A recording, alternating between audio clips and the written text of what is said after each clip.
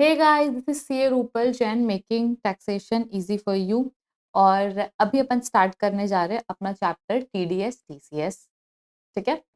तो अभी अपन क्या पढ़ेंगे, तो आप सेक्शंस तो पढ़ोगे, साथ ही साथ उसके जो प्रोविजंस है उसको भी आप समझते चलोगे और आपको ये अप्लाई कैसे करना है वो भी सीखोगे। प्लस आपके जो सेक्शंस का नाम आपको याद रखना है अलॉन्ग विद द ट्रिक्स कि आपको कैसे उस सेक्शन को आप रिकॉल करोगे, वो भी इस वीडियो में आपको सिखाया जाएगा। So please be with us in the video till the end. ठीक है। नाउ सबसे मेन और सबसे बेसिक, मेन तो नहीं बट बेसिक, सबसे बेसिक सेक्शन है कौन सी है? सेक्शन 192। किसके लिए है? TDS on salary. कि जो सैलरी होता है ना उस पर टीडीएस कटता है, और ये तो सबको पता होता है। ठीक है कि सैलरी पे आपको टैक्स डिडक्ट होके आता है। बेसिकली लोग टीडीएस के कॉन्सेप्ट से फेमिलियर ही इसी सेक्शन के नाम से होते हैं कि ऐसी कोई चीज एग्जिस्ट भी करती है। ठीक है। अब पेयर मतलब एनी पर्सन। मैं आपको ये कॉन्सेप्ट बता देती हूँ कि पेयर और पे क्या होता है, बट याद करने के लिए हम लोगों ने एक सेपरेट वीडियो बनाया है जिसमें सिमिलर पेयर और पे को मिक्स किया है, तो वहां से आप ज्यादा इजिली याद रख सकते हो। ठीक है। पेयर का मतलब होता है पर्सन हु डिडक्ट्स। ठीक है। कि जिसको टीडीएस काटना है, मतलब बेसिकली जिसको सैलरी जो बंदा एम्प्लॉयर पे करेगा वो, तो वो एनी पर्सन हो सकता है, चाहे वो individual, HUF, company, partnership firm, चाहे वो रेसिडेंट हो, नॉन रेसिडेंट हो, ऐसी कोई भी क्या बोलते हैं वो नहीं लगाई गई रेस्ट्रिक्शन। ठीक है। पे जो है वो कौन है? आपका एम्प्लॉय। कि जो कट रहा है वो कौन है? एम्प्लॉय। इसमें भी नॉन रेसिडेंट, रेसिडेंट ऐसा कुछ भी नहीं बोला गया है, तो किसी का भी टीडीएस कट सकता है। ठीक है। तो पेयर मतलब जो बंदा टीडीएस काट रहा है वो, और पे मतलब जिसका टीडीएस कट रहा है। पेयर मतलब जो काट रहा है, और पे मतलब जिसका कट रहा है, टीडीएस। ठीक है। Don't take anything else in your mind. अब रेट क्या है बेटा? आपका स्लैब रेट। ठीक है। क्योंकि अल्टीमेटली बंदे को हमको टैक्स लेना है सैलरी में, तो अपन किस रेट से काटेंगे? स्लैब रेट में काटेंगे। ठीक है। अब पहले यहाँ पर क्या बोलता है कि नॉर्मली आप कौन सी स्कीम में आओगे? तो जिसका नाम डिफॉल्ट है, जिसका नाम ही डिफॉल्ट है, तो वो डिफॉल्ट टैक्स रिजीम में आओगे। ठीक है। बट अगर आपको फॉर एग्जाम्पल शिफ्ट करना है दूसरी रिजीम में, तो आपको अपने एम्प्लॉयर को इंटीमेट करना पड़ेगा कि आप डिफॉल्ट में नहीं, आप ऑप्शनल से जाना चाहते हो। ठीक है। उसके बाद एम्प्लॉयर जब टीडीएस डिडक्ट करेगा, तो आपका कहीं और टीडीएस टीसीएस कटा है तो उसको भी क्या करेगा? वो कंसिडर करेगा। उसके बाद बची हुई जो इनकम है उस पर टीडीएस काटेगा। ठीक है। ये जो है वो अमेंडमेंट है। अब टीडीएस किस किस इनकम पे काटेगा? तो आपकी जो भी अदर इनकम है, सैलरी में तो कटेगा ही, प्लस उसको अदर इनकम भी कंसिडर करना पड़ेगा जो एम्प्लॉय खुद बताएगा। एम्प्लॉयर कोई भगवान तो नहीं, उसको पता लग जाएगा एम्प्लॉय की क्या क्या इनकम है, नहीं। एम्प्लॉय को एम्प्लॉयर को बताना पड़ेगा अपनी अदर इनकम के बारे में, तो वो उसकी अदर इनकम को कंसिडर करेगा, डिडक्शंस को कंसिडर करेगा। टीडीएस टीसीएस कहीं डिडक्ट हुआ है तो वो भी कंसिडर करेगा, बट लॉस के केस में सिर्फ और सिर्फ हाउस प्रॉपर्टी का लॉस कंसिडर करेगा। ठीक है। सिर्फ और सिर्फ लॉस, हाउस प्रॉपर्टी का लॉस कंसिडर करना है, बाकी लॉसेस को कंसिडर नहीं करना है। और not consider losses of other head, other head के लॉसेस को कंसिडर नहीं करना है। ठीक है। तो सबसे पहला पॉइंट क्या था कि पहले तो आपको ऐसे आप फॉल करते हो डिफॉल्ट में, लेकिन अगर आपको ऑप्शनल में जाना है तो आपको एम्प्लॉयर को बताना पड़ेगा। एम्प्लॉयर टीडीएस डिडक्ट करेगा तो क्या क्या कंसिडर करेगा? अदर इनकम कंसिडर करेगा, डिडक्शंस कंसिडर करेगा, टीडीएस टीसीएस कंसिडर करेगा, बट लॉस सिर्फ और सिर्फ हाउस प्रॉपर्टी का होगा। ठीक है। अदर हेड के जो लॉसेज है उसको कंसिडर नहीं करना है एम्प्लॉयर को टीडीएस काटते टाइम। जब एम्प्लॉय अपना रिटर्न फाइल करेगा तो वो अपने अदर हेड के लॉसेस को कंसिडर कर सकता है, but employer for the purpose of deducting TDS other head के जो लॉसेज है उसको कंसिडर नहीं करता। अगर नॉन मॉनिटरी परक्यूजिट पे एम्प्लॉयर टैक्स पे कर देता है, बेसिकली करना तो किसको था? एम्प्लॉय को था, बट अगर एम्प्लॉयर कर देता है टैक्स पे, तो एक तो एम्प्लॉय के लिए क्या है? ये फायदा है, बेनिफिट है, बट एम्प्लॉय के हाथ में क्या हो जाएगा? तो एम्प्लॉय के हाथ में एग्जेम्प्ट हो जाएगा अंडर सेक्शन 1010 सीसी। ठीक है। 1010 सीसी में एम्प्लॉय के हाथ में एग्जेम्प्ट हो जाएगा और एम्प्लॉयर को कोई डिडक्शन नहीं मिलेगी। ठीक है। भाई तुम एम्प्लॉय का टैक्स पे कर दोगे, बोलोगे डिडक्शन मिलेगी, तो एम्प्लॉयर को कोई भी डिडक्शन नहीं मिलेगी। आई hope I am clear. Yes. ठीक है। उसके बाद अगर फॉर एग्जाम्पल मान लो एम्प्लॉय जो है वो एक से ज्यादा एम्प्लॉयर के यहाँ काम किया है, कैसे? या तो साल भर में 2 महीना कहीं और किया है और आप बचे हुए 10 महीने कहीं और किया है, या फिर ऐसा होता है कि पार्ट टाइम 4 घंटा कहीं और करता है और 4 घंटा कहीं और करता है। ठीक है। तो आपको जो सेकंड एम्प्लॉयर है उसको बताना पड़ेगा अपनी फर्स्ट एम्प्लॉयमेंट के डिटेल में कि वहां पे मेरा टीडीएस कट रहा है, तो बेसिक एग्जामिशन लिमिट वहां पे कंसिडर हुई होगी, तो वो फिर डबल से आपकी बेसिक एग्जामिशन लिमिट कंसिडर नहीं करेगा। ठीक है, तो अगर आपका डुअल एम्प्लॉयमेंट है तो आपको एम्प्लॉयर को ये बात इंटीमेट करनी पड़ेगी, किसको, सेकंड एम्प्लॉयर को। और अगर पार्टनरशिप फर्म अपने पार्टनर को कोई चीज पे करती है, अगर पार्टनरशिप फर्म अपने पार्टनर को कोई चीज पे करती है, तो सेक्शन 192 इज नॉट एप्लीकेबल, क्योंकि एक तो उनके बीच में कोई भी एम्प्लॉयर एम्प्लॉय रिलेशनशिप नहीं है, मालिक और नौकर का रिश्ता नहीं है, पार्टनरशिप खुद ही मालिक है। ठीक है, पार्टनर्स खुद ही मालिक है पार्टनरशिप फर्म के, तो वो सैलरी ड्रॉ कर रहे हैं वहां से, तो वो हमेशा पीजीबीपी में टैक्सेबल होता है, सैलरी हेड में टैक्सेबल नहीं होता है। तो इसलिए यहाँ पर 192 में नहीं कटेगा, 194 एन करके एक सेक्शन है। ठीक है, जो कि एप्लीकेबल है 194 एन, नहीं 194 T, not an, sorry, 194 T करके सेक्शन है, उस पे आपका कट जाएगा। ठीक है, तो that is your all about section 192, the section is not that important. ठीक है, तो ये आपका सेक्शन 192। अब नेक्स्ट है आपका क्या, 192 ए। तो 192 ए, ए से हमने रिलेट किया है क्या, एक्यूमुलेटेड बैलेंस ऑफ पीएफ। ठीक है, पीएफ का मतलब क्या है, प्रोविडेंट फंड।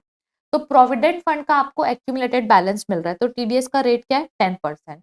और अगर आपने पैन जमा नहीं किया तो आपका टीडीएस कट जाएगा at MMR, maximum marginal rate. Highest rate of tax 30%, highest rate of surcharge 37% and highest rate of cess is 4%। तो सबको मिला के 42% समथिंग एवरेज आता है उसका, 42 पॉइंट समथिंग आता है, तो वो जो है उस रेट से कट जाएगा अगर आप पैन जमा नहीं करते हो। ठीक है, उसके बाद क्या बोलता है, no TDS if aggregate payment is less than 50,000। ये चीज याद रखना कि लेस देन 50,000 पे आपको टीडीएस नहीं है, मतलब 50,000 या उससे ऊपर में है। ठीक है, तो आपको एक बात और बताना चाहती हूँ कि ऐसी 3 सेक्शंस है जिसमें थ्रेशहोल्ड जो है वो लेस देन का है। ठीक है, तो एक सेक्शन जो है वो ये वाली हो चुकी है, तो हम लोग इसको क्या कर देते हैं, स्पेशल मार्क कर देते हैं, जहाँ पे क्या है, थ्रेशहोल्ड जो है हमारा वो क्या है, लेस देन का है, मतलब लेस देन 50,000 पे नहीं कटेगा। ठीक है, उसके बाद सेक्शन 193, तो 193 आपको याद रखना पड़ेगा क्या, इंटरेस्ट ऑन सिक्योरिटी। अगर आपको इंटरेस्ट मिल रहा है, टीडीएस का रेट कितना है, 10%।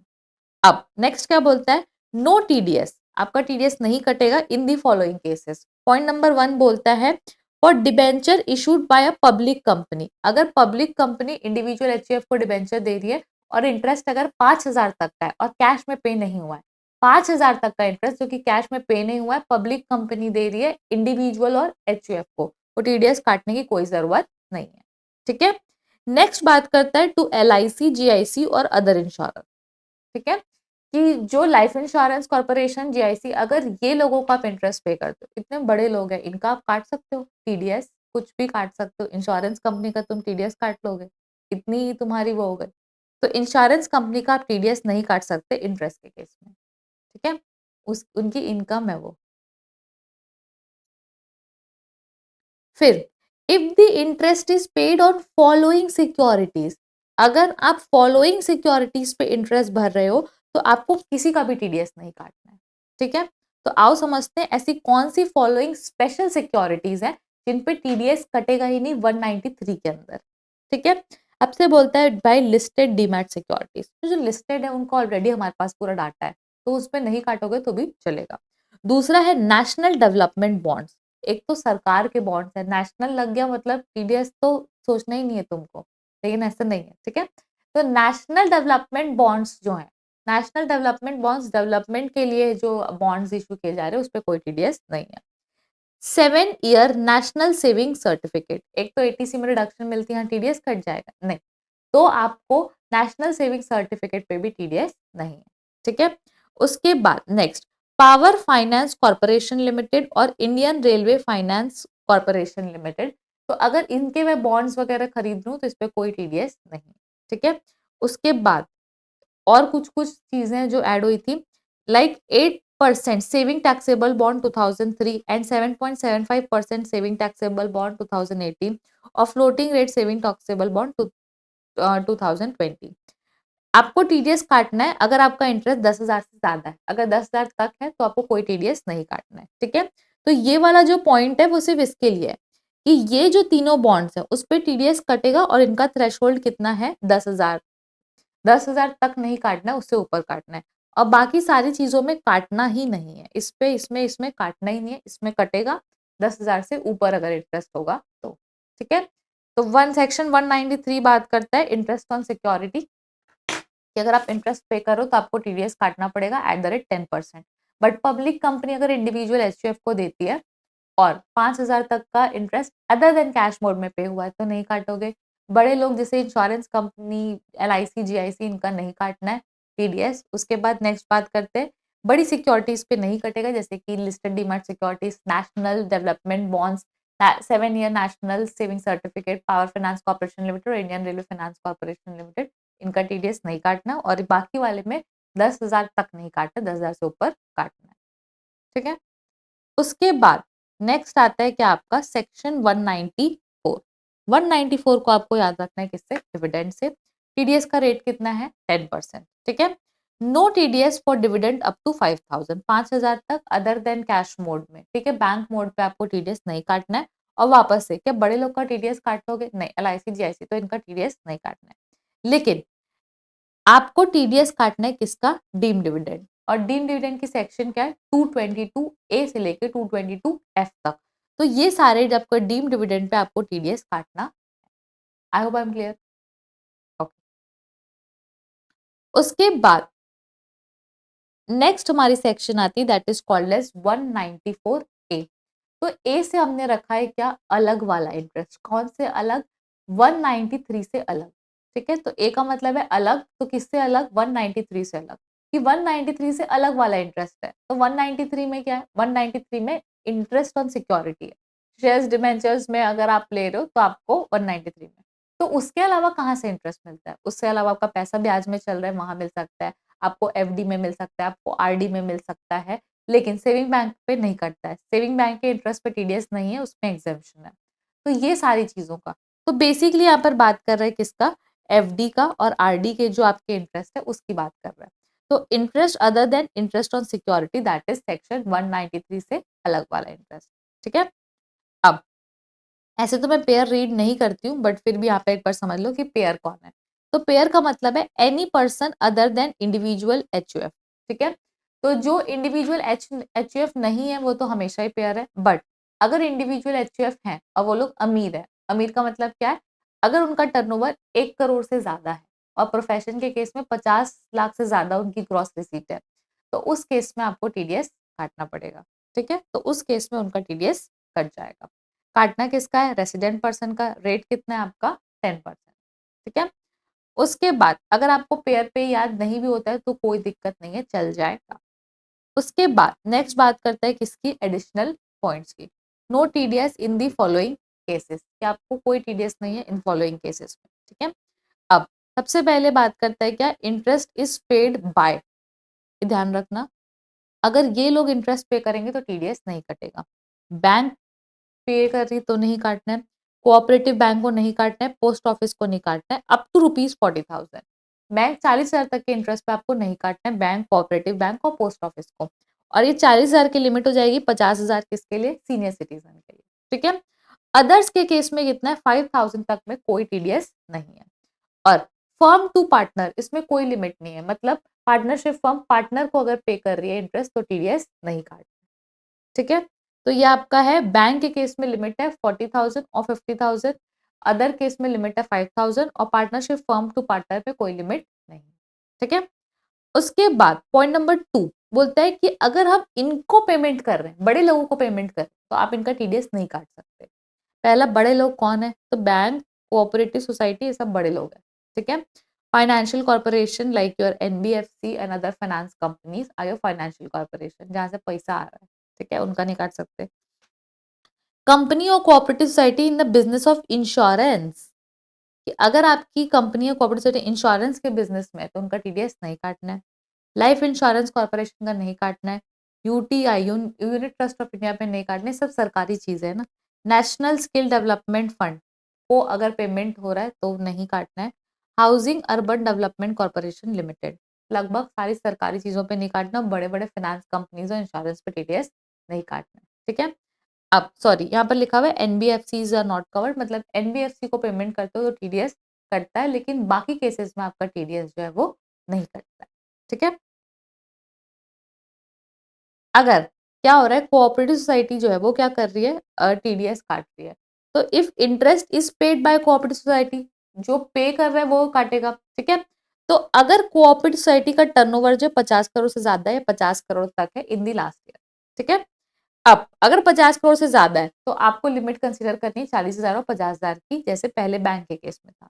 लेकिन अगर 50 करोड़ तक है तो आपको देखना है कि जो इंटरेस्ट पे कर रहा है वो कोऑपरेटिव सोसाइटी क्या अदर देन बैंक है, और वो पे कर रही है अनदर कोऑपरेटिव सोसाइटी को या अपने मेंबर को, तो आपको टीडीएस नहीं काटना है। ठीक है। अगर कोऑपरेटिव बैंक कोऑपरेटिव सोसाइटी को पे कर रही है तो टीडीएस नहीं काटेगा।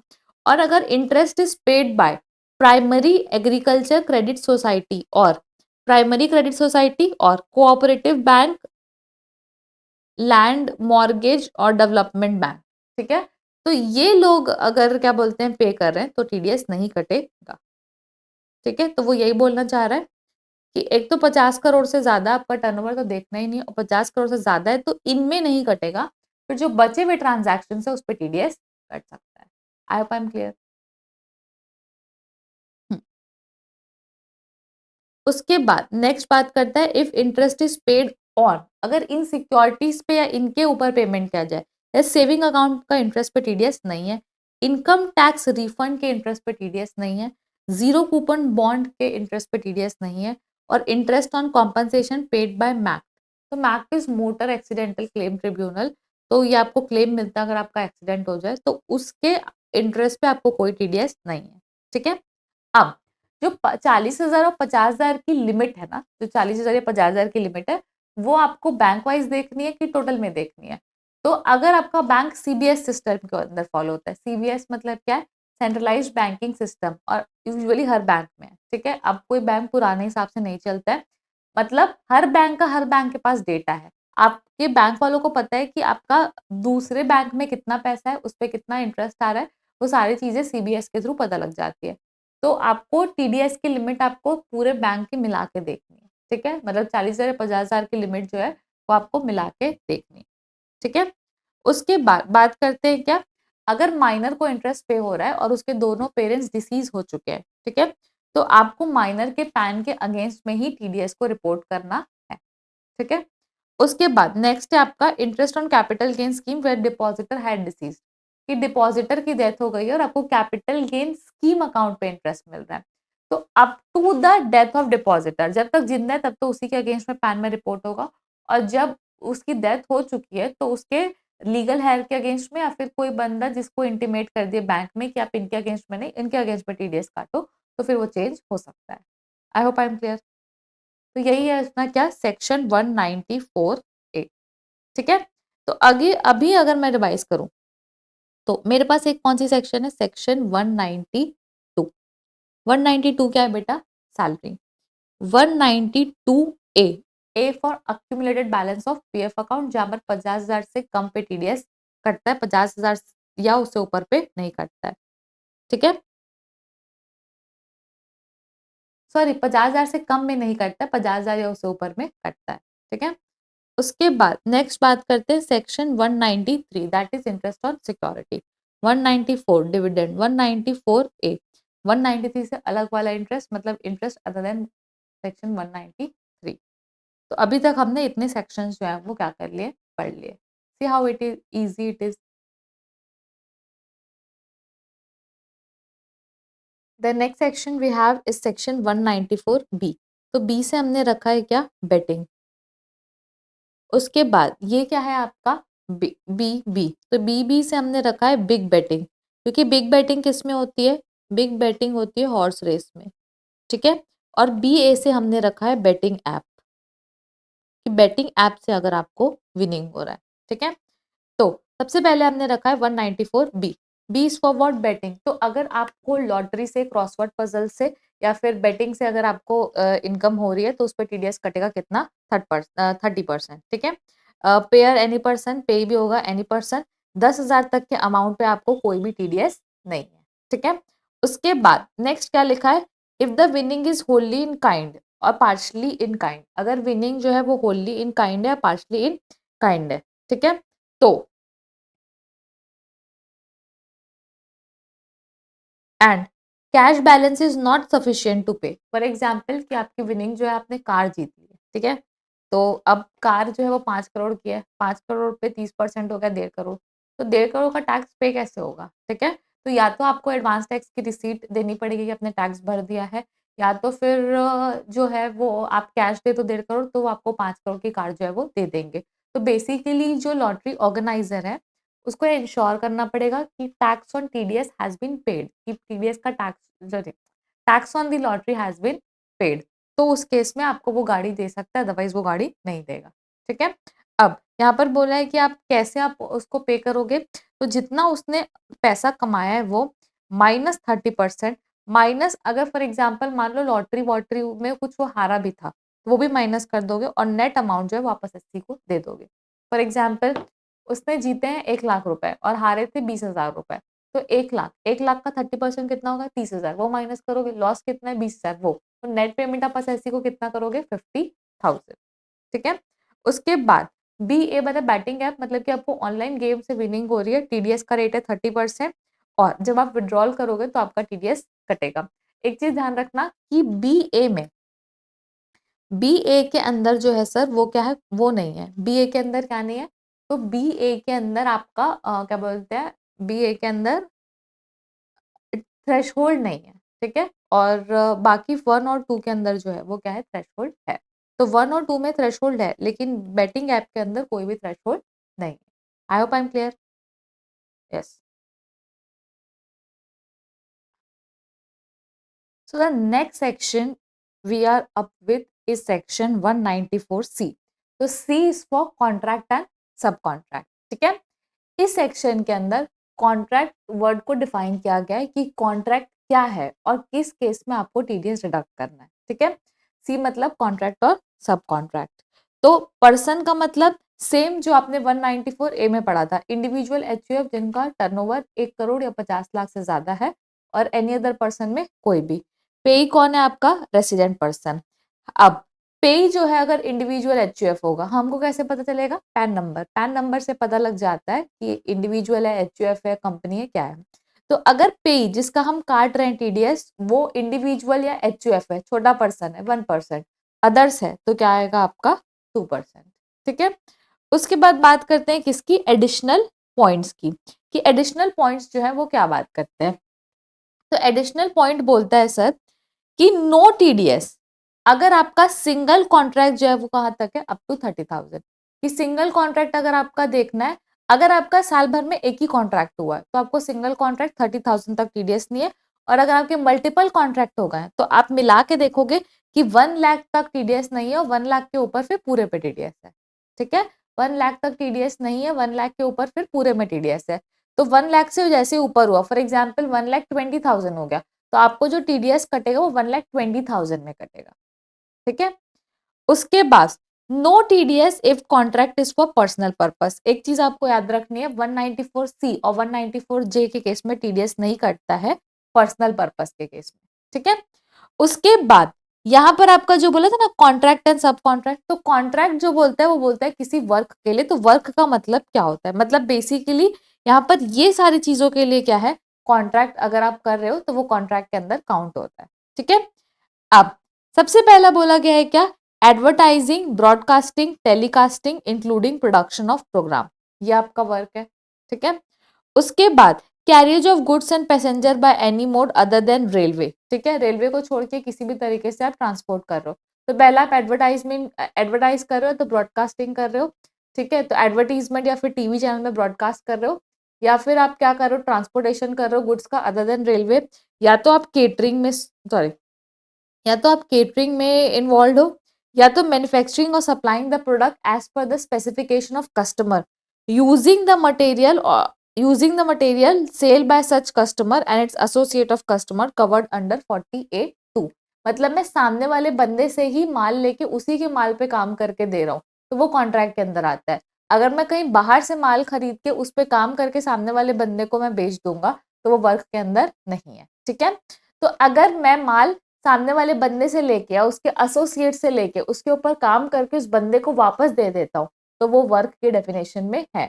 वो है, फिर केटरिंग है, फिर ट्रांसपोर्टेशन है, एडवर्टीजमेंट और ब्रॉडकास्टिंग है। ठीक है, उसके बाद नेक्स्ट बोलता है क्या, इन case of job work, job work के केस में आपका जो टीडीएस कटेगा वो सिर्फ और सिर्फ जो है, जो आपने काम किया उस पर कटेगा। रॉ मटेरियल का जो अमाउंट है या जो अमाउंट ऑफ मटेरियल जो यूज हो रहा है उस पर टीडीएस नहीं कटेगा। जितना आपका वैल्यू ऑफ सर्विस है सिर्फ उसी पर टीडीएस कटेगा। ठीक है, उसके बाद no TDS to 44A। 44A कौन है, जिसके ऊपर ट्रांसपोर्टर का प्रिजम्पटिव टैक्सेशन लगता है। तो अगर आप वो ऑप्ट करते हो तो आपको 194C में टीडीएस नहीं कटेगा। ठीक है, उसके बाद एक जो है वो क्या, सर्कुलर है। सर्कुलर क्या बोलता है कि फॉर एग्जाम्पल मान लो एक कंज्यूमर कंपनी है, एक एडवर्टीजमेंट एजेंसी है और एक टीवी चैनल है। ठीक है, तो एक कंज्यूमर कंपनी है, एक एडवर्टीजमेंट एजेंसी और एक टीवी चैनल है। तो अगर कंज्यूमर कंपनी को कोई एड बनवाना है एडवर्टीजमेंट एजेंसी से, तो वो अपने हिसाब से बनवा रही है। और आपको पता है एडवर्टीजमेंट बनाना जो है वो वर्क की डेफिनेशन में आता है। तो एडवर्टीजमेंट बनाना वर्क की डेफिनेशन में है, इसीलिए यहाँ पर टीडीएस कटेगा 194C में। बट यहाँ पर अब क्या हो रहा है, एडवर्टीजमेंट जो है वो क्या हो रहा है, टीवी चैनल वाले के पास जा रहा है और वो वहां पर क्या हो रहा है, डिस्प्ले हो रहा है। ठीक है, तो वहां पर टीडीएस नहीं कटेगा क्योंकि वो आप कस्टमाइज सर्विस नहीं है। एडवर्टीजमेंट बनाना जो है वो कस्टमाइज सर्विस है, वेर एज यहाँ पर ये जो सर्विस हो रही है वो कस्टमाइज सर्विस नहीं है, तो उस वजह से क्या टीडीएस नहीं कटेगा। ठीक है, उसके बाद नेक्स्ट बात करते हैं पेमेंट बाय ब्रॉडकास्टर और टेलीकास्टर। जो ब्रॉडकास्टर या टेलीकास्टर जो है वो, जो कि टीवी चैनल है, अगर वो प्रोडक्शन हाउस को पेमेंट करते हैं, ठीक है, और जाके बोलते हैं कि हमको कोई ऐसी फिल्म बना के दो, तो अगर जो ब्रॉडकास्टर या टेलीकास्टर मतलब कि जो टीवी चैनल वाले वो प्रोडक्शन हाउस के पास जाके अपने हिसाब से कस्टमाइज करके फिल्म बनाते हैं, तो उसमें 194C लगेगा। बट अगर उनके पास बनी बनाई कोई फिल्म है उसी को दे देते टीवी में ब्रॉडकास्ट करने के लिए या फिर टेलीकास्ट करने के लिए, तो उस केस में 194C नहीं लगेगा। ठीक है, वापस से मैं बोल देती हूँ कि अगर आप अपने हिसाब से, मतलब आप मतलब टीवी चैनल, टीवी चैनल के हिसाब से कंटेंट बन रहा है और उसी के लिए कंटेंट बनाया जा रहा है, तो फिर 194C लगेगा। बट अगर पहले से कंटेंट बना हुआ है सिर्फ सेल हो रहा है तो 194C नहीं लगेगा। ठीक है, फिर बात करते हैं payment for transportation of gas. ठीक है, कि आप किसी बंदे से क्या करते हो, गैस खरीदते हो, तो अब गैस को ट्रांसपोर्ट भी करवाना है। तो अगर जो क्या बोलते हैं ओनर है उसका खुद का ही ट्रांसपोर्टेशन है, ठीक है, जो ओनर है उसका खुद का ट्रांसपोर्टेशन है और वही आपके प्लेस ऑफ बिजनेस तक ट्रांसपोर्ट करके दे रहा है, तो उस केस में कोई दिक्कत नहीं है। ठीक है, लेकिन ओनर का ट्रांसपोर्टेशन नहीं है और क्या बोलते हैं आप जो हो थर्ड पार्टी को पैसा देके अगर ट्रांसपोर्ट करा रहे हो, तो उस केस में 194C लगेगा। तो अगर ओनर खुद का ट्रांसपोर्टेशन है और उसी के ट्रांसपोर्टेशन में करा रहे हैं तो 194C नहीं लेगा। लेकिन ओनर का अगर, लेकिन अब थर्ड पार्टी के थ्रू ट्रांसपोर्ट करा है तो 194C लगेगा। ठीक है, उसके बाद बात करते हैं कि रेफ्रिजरेशन फैसिलिटी या स्टोरेज फैसिलिटी। ठीक है, तो अगर क्या बोलते हैं वो 194C में आएगा। तो जो कोल्ड स्टोरेज है ना, अगर कोल्ड स्टोरेज है तो 194C में आता है, लेकिन अगर सिर्फ स्टोरेज फैसिलिटी है तो फिर वो 194I में आएगी अंडर रेंट। ठीक है, इनकम फ्रॉम रेंट, तो वो जो है वो किस में आएगी, 194I में आएगी। आई होप आई एम क्लियर। ठीक है, तो ये हमारा क्या था, ये था हमारा section 194C, that is your contract and सब कॉन्ट्रैक्ट, जहां पर रेट होता है अगर पे इंडिविजुअल एचयूएफ है तो 1%, और अगर वो अदर है तो फिर आपका आएगा 2%। ठीक है, उसके बाद नेक्स्ट हमारा क्या है, 194D। तो 194D को हमने रखा है क्या, दलाल। दलाल क्यों, क्योंकि दलाल मतलब क्या है, एजेंट है। एजेंट को क्या मिलता है, कमीशन मिलता है। तो यहाँ पर कौन सा कमीशन है, इंश्योरेंस कमीशन। ठीक है, और रेट कितना है सर, 5% और 10% इन केस ऑफ डोमेस्टिक कंपनी। ठीक है, कि पे अगर डोमेस्टिक कंपनी हुआ तो कितना हो जाएगा, 10%। No TDS if commission is up to 15,000। 15,000 तक कोई टीडीएस नहीं है और उसके बाद टीडीएस है। ठीक है, उसके बाद आता है 194DA। तो यहाँ पर हमने लिखा है डेथ आफ्टर मेच्योरिटी।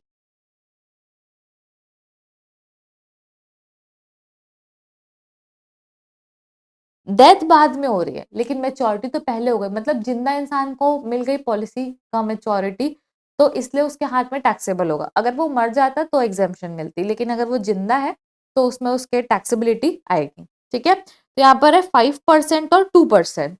तो 5% 1 अक्टूबर 2024 से पहले 5% और 1 अक्टूबर 2024 के बाद 2%। ठीक है।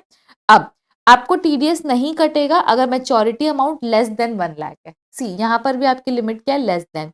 एक लेस देन की लिमिट थी 192 ए में, एक है 194 डी ए में। ठीक है। दूसरा क्या बोलता है, no TDS if maturity is exempted under section 1010 D. 1010 D में अगर मैच्योरिटी एग्जेम्प्ट है तो टीडीएस नहीं कटेगा। ठीक है। और टीडीएस कितने अमाउंट पे कटेगा, तो जितना अमाउंट टैक्सेबल हो रहा है, ठीक है, जितना अमाउंट टैक्सेबल हो रहा है उतने अमाउंट पे टीडीएस कटेगा। वो जितना मेरे को टोटल में मिलने वाला है माइनस मैंने जितना प्रीमियम पे किया है टोटल में, वो माइनस करने के बाद जो नेट अमाउंट होता है वही टैक्सेबल होता है, तो उस पर टीडीएस लग जाएगा। ठीक है। फिर 194 ई, तो 194 ई क्या है ना सर, वो है एंटरटेनर।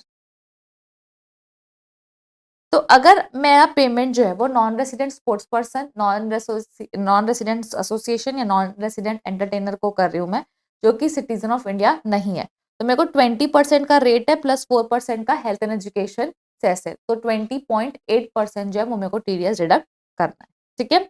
अब यहाँ पे बोला गया है कि जो नॉन रेसिडेंट स्पोर्ट्स पर्सन है वो इंडिया में क्यों आ रहा है, नॉन रेसिडेंट स्पोर्ट्स एसोसिएशन है वो इंडिया में क्यों आ रहा है, और अगर जो नॉन रेसिडेंट एंटरटेनर है तो उसका इंडिया में क्या काम है।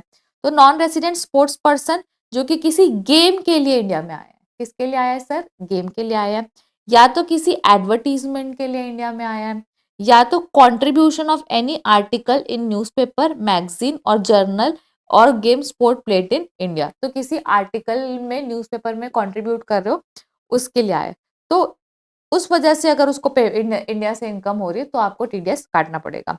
नॉन रेसिडेंट स्पोर्ट्स एसोसिएशन जो है वो किसी कोई गेम खिला रहा है, स्पोर्ट्स प्लेड इन इंडिया हो रहा है, तो उस वजह से कटेगा।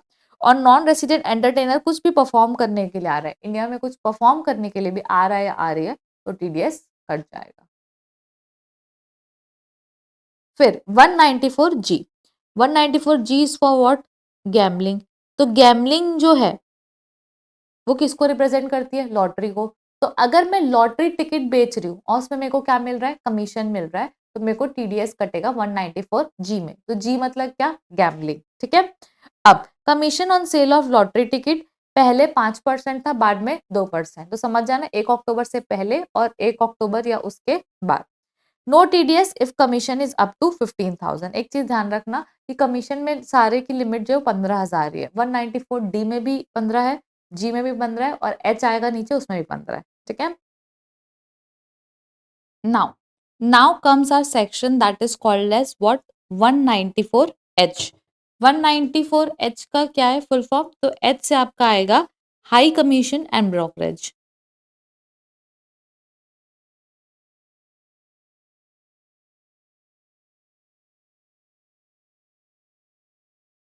हाई कमीशन और ब्रोकरेज, तो आप इसको रिलेट कर सकते हो कि कमीशन हाई है, हाई कमीशन और हाई ब्रोकरेज है, तो कमीशन और ब्रोकरेज सेम, ये तो 192 और ये रेसिडेंट पर्सन 194 सी, सॉरी, ओके। पहले 5% था, बाद में क्या हो गया 2%। तो कमीशन और ब्रोकरेज के केस में आपको टीडीएस लगेगा, किसमें, सेक्शन 194 एच में, लेकिन इसका थ्रेशोल्ड कितना है, 15,000। जैसे कि मैंने आपको पहले ही बताया है कि कमीशन की केस में थ्रेशोल्ड कितना है, 15,000 का, चाहे वो आपका 194 जी का कमीशन हो चाहे 194 डी का कमीशन हो। ठीक है। अब उसके बाद क्या बोलता है, no TDS on payment by BSNL और MTNL to their public call office franchisees. जब बीएसएनएल और एमटीएनएल अपने जो कॉल सेंटर की फ्रेंचाइजीज को पेमेंट करेंगे तो उसमें टीडीएस डिडक्ट नहीं करेंगे। ठीक है। उसके बाद नेक्स्ट बोलता है, no TDS if commission or brokerage related to security like commission to underwriter or brokerage on public issue। ठीक है। तो अगर पब्लिक इशू में जो कमीशन पे होता है अंडरराइटर को, उसमें भी कोई टीडीएस नहीं है। तो ये दो जो कमीशन है उस पर कोई टीडीएस नहीं है, और नॉर्मली लिमिट कितनी है, 15, उस पर भी टीडीएस नहीं है। ठीक है। फिर 194 आई, तो 194 आई का मतलब है इनकम फ्रॉम रेंट।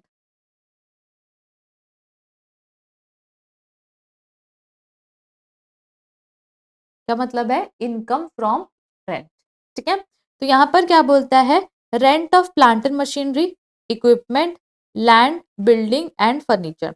कि अगर आपको इनको रेंट पे दे के इनकम हो रही है, तो plant and machinery and equipment में कितना है बेटा 2%, और लैंड बिल्डिंग फर्नीचर पे कितना है 10%। यहाँ पे बच्चे कंफ्यूज हो जाते हैं। प्लांट मशीनरी में है आपका 2%, लैंड बिल्डिंग फर्नीचर पे है 10%, फर्नीचर पे भी 10%, और ज्यादा मिस्टेक एरिया कहाँ पर होता है फर्नीचर, फर्नीचर पे लोग 2% ले लेते हैं, फर्नीचर पे 10% है, आपको ध्यान रखना है, ठीक है। पेयर पे ही तो सेम है। नो टीडीएस, अगर आपका साल का रेंट 2,40,000 तक है तो आपको कोई टीडीएस नहीं कटेगा। No TDS on refundable deposit, हाँ नॉन रिफंडेबल डिपॉजिट पे टीडीएस है, क्योंकि वो अल्टीमेटली रेंट ही है, ठीक है, तो उस पे टीडीएस है, बट रिफंडेबल पे टीडीएस नहीं है, ठीक है। अगर आपका अरियर्स या एडवांस रेंट है तो उस पे भी टीडीएस है, और it is not necessary that payee must be the owner of any above mentioned asset, अगर सामने वाला ओनर नहीं है फिर भी आपको टीडीएस डिडक्ट करना है। उसके बाद 194 आई ए, तो 194 आई ए किसकी बात करता है, इमूवेबल एसेट की सेल।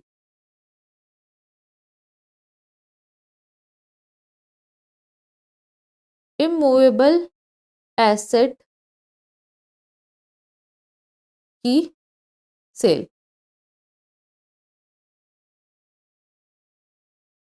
ठीक है, इमूवेबल एसेट की सेल। तो इमूवेबल एसेट की सेल, तो अगर आप इमूवेबल एसेट मतलब बेसिकली इमूवेबल प्रॉपर्टी को बेच रहे हो other than rural agriculture land, rural agriculture land क्या है, कैपिटल एसेट ही नहीं है भाई, तो टीडीएस कैसे कट जाएगा, तो रूरल एग्रीकल्चर लैंड को हटा दिया गया है क्योंकि वो कैपिटल एसेट नहीं है। तो कितना टीडीएस काटना है, 1% ऑफ कंसिडरेशन और stamp duty value whichever is higher, ये आपको ध्यान रखना है, टीडीएस कटेगा 1% ऑफ कंसिडरेशन और stamp duty value whichever is higher, ठीक है। अब अब यहाँ का जो थ्रेशहोल्ड है वो भी कितना है बेटा, लेस देन 50 लाख, और वो क्या बोल रहा है कंसिडरेशन, यहाँ पे आपको स्टैम्प ड्यूटी वैल्यू नहीं देखनी है, कि अगर आपका कंसिडरेशन लेस देन 50 लाख है तो टीडीएस नहीं है, 50 लाख है उससे ऊपर पे टीडीएस है, ठीक है, तो 50 लाख पे भी है। तो तीन सेक्शंस आपकी ऐसी है जहां पर आपको लेस देन का थ्रेशहोल्ड है, एक है 192 ए, क्या था 192, एक्यूमुलेटेड बैलेंस ऑफ पीएफ, तो लेस देन 50,000 पे आपका टीडीएस नहीं है, लेस देन 50,000 पे। 194 DA that is death after maturity, मतलब maturity of life insurance policy, ठीक है, तो maturity of life insurance policy में क्या था, more than less than 1 lakh, आपको लेस देन करना पड़ेगा, लेस देन 1 लाख पे टीडीएस नहीं है। और 194 I A that is immovable asset की सेल, तो 194 आईडी में क्या है, लेस देन 50 लाख, कि लेस देन 50 लाख पे जो है वो क्या है, टीडीएस नहीं है। तो ये हो गया आपका कि लेस देन 50 लाख पे क्या है आपका टीडीएस नहीं है, कि लेस देन 50 लाख पे टीडीएस नहीं है। तो ये तीन सेक्शन ऐसी है जहां पर आपको लेस देन वाली लिमिट है, बाकी सब में आपको इक्वल टू की लिमिट है, कि जैसे 194 ए में है कि 40,000 तक के इंटरेस्ट पे टीडीएस नहीं है, 40,000 से ऊपर में है। अब यहाँ पर क्या बोलता है, कंसिडरेशन में सारे इंसिडेंटल एक्सपेंसेस जो है वो इंक्लूड होने चाहिए, जैसे कि आप पार्किंग के लिए पे करोगे, लिफ्ट के लिए पे करोगे, तो वो सारी चीजें कंसिडरेशन में इंक्लूडेड रहनी चाहिए। और अगर ट्रांसफरर एक से ज्यादा है तो 50 लाख की लिमिट आपको टोटल में मिला के मिलेगी, सबको अलग अलग 50 लाख की लिमिट नहीं मिलेगी, ठीक है। तो 194 आई ए है आपका इमूवेबल एसेट की सेल। उसके बाद नेक्स्ट आता है 194 आई बी, तो 194 आई बी क्या बोलता है, रेंट ऑफ इमूवेबल प्रॉपर्टी, ठीक है, तो रेंट ऑफ इमूवेबल प्रॉपर्टी, तो यहाँ पर आप रेंट में दे रहे हो तो आई बी का हमने रखा है इमूवेबल प्रॉपर्टी का भाड़ा, इमूवेबल प्रॉपर्टी का भाड़ा,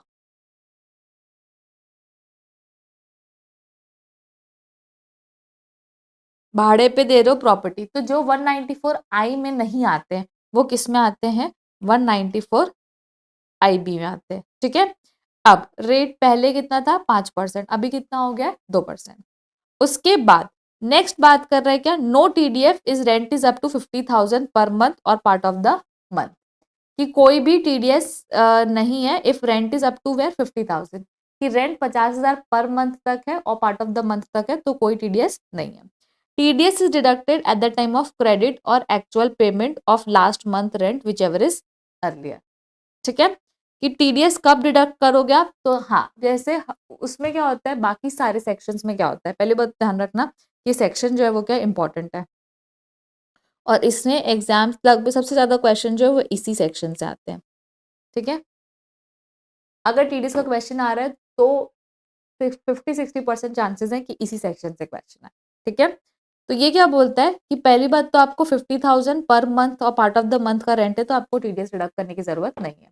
बाकी सेक्शन में जब आप ट्रांजैक्शन करते हो, पेमेंट और credit which ever is earlier, ठीक है, तो जितनी बार ट्रांजैक्शन होगा उतनी बार आपको टीडीएस की एप्लीकेबिलिटी चेक करनी है। बट 194 IB जो है वो किनके लिए, यूजुअली सैलरीड एम्प्लॉइज के लिए या ऐसे छोटे बिजनेसमैन जिनका टर्नओवर 1 करोड़ से कम है या 50 लाख से कम है, तो उनके लिए बनाया गया है कि आप लोग साल भर में एक ही बार आपको टीडीएस डिडक्ट करना है और वो करना है कब, जब आप जब आप अपनी बिल्डिंग छोड़ दोगे तब, या तो एट द ईयर एंड, कि ईयर एंड में आपको करना पड़ेगा। तो आपको टीडीएस काटना पड़ेगा at the time of credit और actual payment of the last month rent.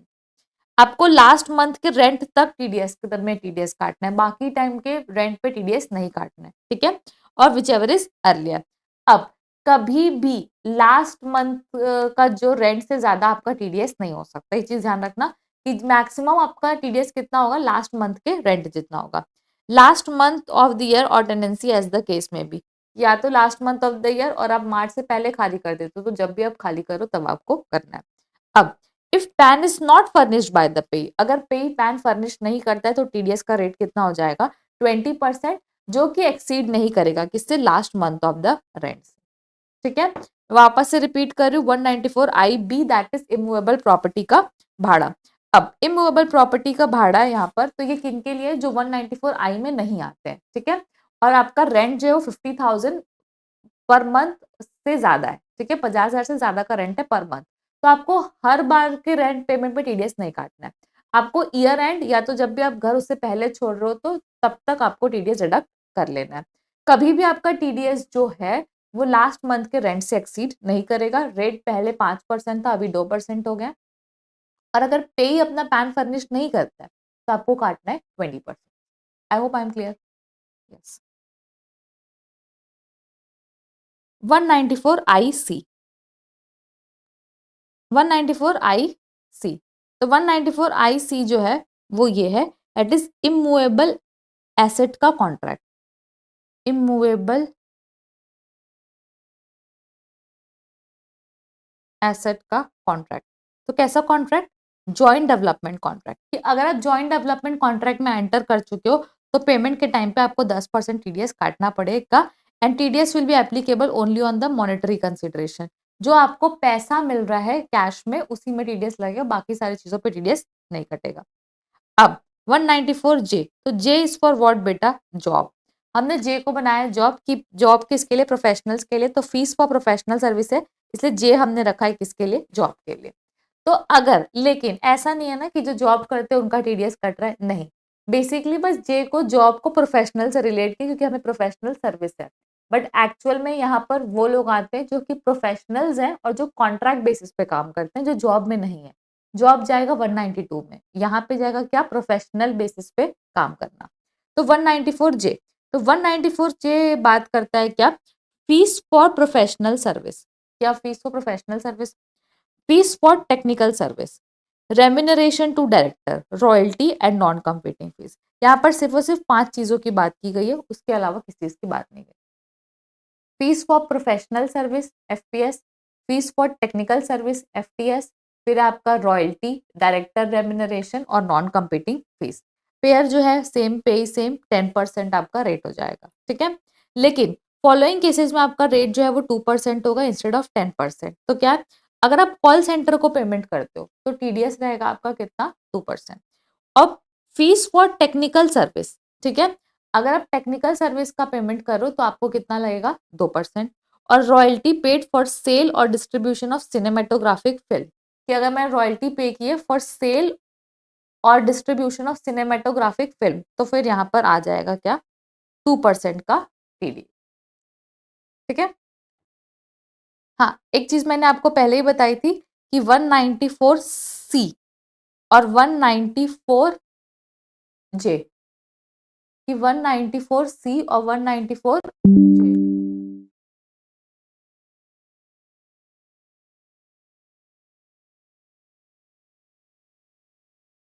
194 सी और 194 जे, तो इन दोनों पे पर्सनल पर्पस पे टीडीएस नहीं है, और बाकी सारी चीजों में पर्सनल पर्पस में है, मतलब बाकी सेक्शंस में पर्सनल पर्पस में भी कटता है टीडीएस, ठीक है। उसके बाद there is a separate limit for different type of professional service. एक सेपरेट लिमिट है different type of professional service के लिए, मतलब एफपीएस के लिए 30,000 अलग है और एफटीएस के लिए 30,000 अलग है, लेकिन डायरेक्टर फीस पे आपको कोई लिमिट नहीं है, एक चीज ध्यान रखना। और रॉयल्टी में भी आपका 30,000 जो है वो अलग से है, और नॉन कंपीटिंग फीस में भी आपका 30,000 जो है वो अलग से है, ठीक है।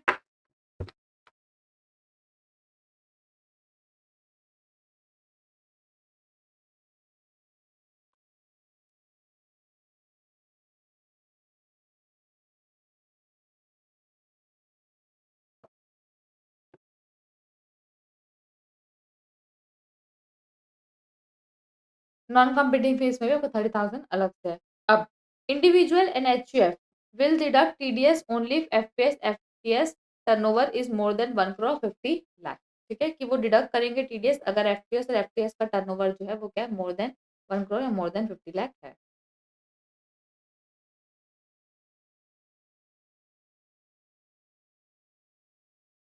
बस, ठीक है। This is what your section 194 J, that is your job that relates to FPS and FTS.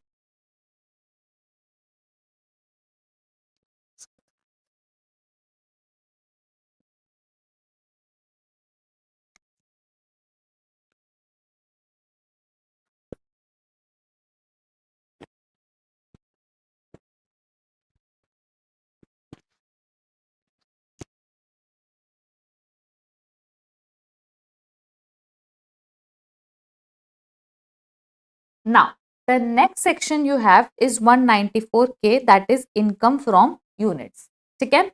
अगर इनकम फ्रॉम आपको क्या है, यूनिट्स हो रही है, तो आपको के से रिलेट करना है क्या, कैपिटल। तो कैपिटल की इनकम, तो आपके पास कैपिटल था और आपने लगाया क्या, म्यूचुअल फंड में, और आपको म्यूचुअल फंड से इनकम हो रही है। टीडीएस का रेट क्या है, 10%, और 15,000 तक की इनकम पे कोई टीडीएस नहीं है, उससे ऊपर में है। फिर 194 एल ए, तो एल ए है लैंड एंड बिल्डिंग का एक्विजिशन। तो कौन कर सकता है सर एक्विजिशन, सरकार कर सकती है। तो अगर आपकी लैंड बिल्डिंग का कंपलसरी एक्विजिशन हो चुका है सरकार के द्वारा, तो आपका टीडीएस कटेगा कितना, 10%, और आपको पेमेंट के टाइम पे ही कटेगा। No TDS if payment is up to 2.5 lakh, 2.5 lakh तक के टीडीएस, 2.5 लाख के पेमेंट पे कोई टीडीएस नहीं है। और अगर आपका फॉर एग्जाम्पल एग्रीकल्चर लैंड था, कौन एग्रीकल्चर लैंड था और वो एक्वायर हो गया, तो अर्बन एग्रीकल्चर लैंड जो है, compulsory acquisition of urban agriculture land is exempt under section 1037, और rural agriculture land capital asset नहीं है। मतलब अगर एग्रीकल्चर लैंड का कंपलसरी एक्विजिशन हो जाता है तो कोई टैक्स नहीं लगेगा और कोई टीडीएस भी नहीं लगेगा, ठीक है। That is your 194 L A, land and building का एक्विजिशन। उसके बाद है 194 एम, तो M is what, mix, mix of these three, 194 C, J और एच। सी मतलब कॉन्ट्रैक्ट, जे मतलब जॉब, और एच मतलब हाई कमीशन ऑफ ब्रोकरेज। तो अगर फॉर एग्जाम्पल उन सेक्शंस पे टीडीएस नहीं कट रहा है, तो इस सेक्शन में कटेगा 5%, पहले था फिर बाद में हो गया 2%। अब no TDS is amount is up to 50 lakh, 50 lakh तक सबका मिला के, कि 50 लाख तक सबका मिला के अगर है तो टीडीएस नहीं कटेगा। 194 एम कब लगता है, जब इंडिविजुअल एचयूएफ का टर्नओवर ऑब्वियसली 1 करोड़ तक हो या फिर 50 लाख तक हो, और कॉन्ट्रैक्ट क्या तो पर्सनल पर्पस का हो, ठीक है। सी और जे के केस में वहां पे पर्सनल पर्पस पे नहीं कटता है, तो वो यहाँ पर कवर हो जाएगा, ठीक है। और अगर अब 194 आई ए, आई बी और एम, तो 194 I A is immovable asset का sale, I B immovable property का भाड़ा, और M is for mix of C, J और एच, ठीक है। तो आपको कोई भी जरूरत नहीं है 10 नंबर लेने की, आप डायरेक्टली ऑनलाइन जाके गवर्नमेंट के उसमें जमा कर सकते हैं। और आपको कब तक जमा करना है, 30 days from the end of the month in which TDS was deducted. Normally क्या होता है कि अगर आपको टीडीएस डिडक्ट करना हो, गवर्नमेंट को जमा करना है, तो आपको 10 नंबर लेना पड़ता है, टैक्स डिडक्शन अकाउंट नंबर, ठीक है? तो आप टैक्स डिडक्शन अकाउंट नंबर लेते हो टीडीएस को जमा करने के लिए, बट यहाँ पर आपको मतलब वो लेने की ज़रूरत नहीं है। सिर्फ इन 3 सेक्शंस में अगर आपकी लायबिलिटी आती है तो, ये चीज़ ध्यान रखना। उसके बाद नेक्स्ट सेक्शन आता है 194 एन। एन से हमने रखा है क्या बेटा? Note withdrawal.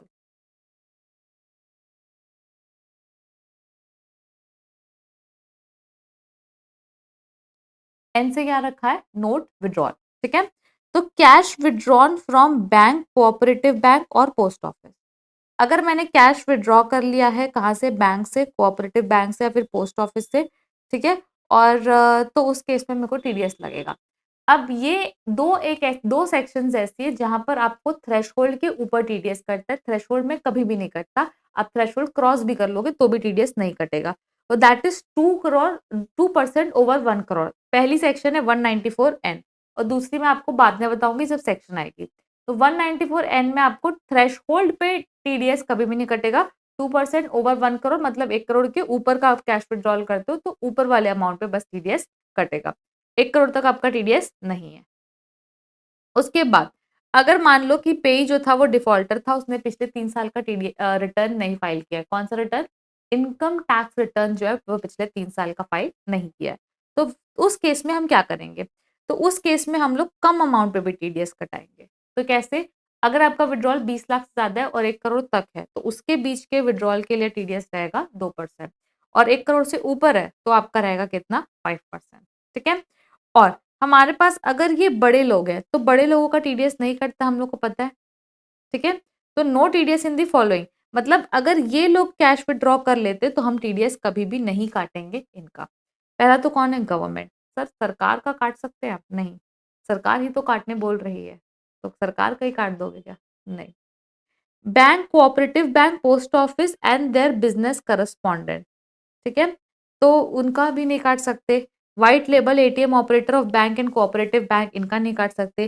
Cash replenishment agencies जो एजेंसी होती है जो एटीएम में वो जगह कैश चेंज करती है जहाँ भी जगह में, तो मशीन-वशीन में कैश रिप्लेनिशमेंट का काम करती है, कैश ट्रांसफर का काम करती है from one branch to another that is your CRA, ठीक है? तो वो and franchisee and agents of white label ATM operator in respect of withdrawal made from separate account and account maintain only for the replenishment cash in the ATM, ठीक है? कि वो basically ATM में cash जो है वो जमा करती है, डिपॉज़िट करती है, एक्स्ट्रा होता है तो निकालती है, तो बस वही वाली बात चल रहा है।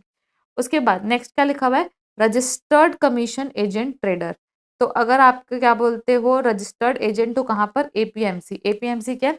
एग्रीकल्चर प्रोड्यूस मार्केट कमिटी तो बेसिकली जहाँ पर मंडी होती है, जहाँ पर अ, हीरा मंडी नहीं ना धान वगैरह की जो होती है वो मंडी होती है, जहाँ पर आप जाके अपना क्या बोलते हैं ये सब बेचते हो, धान वगैरह बेचते हो।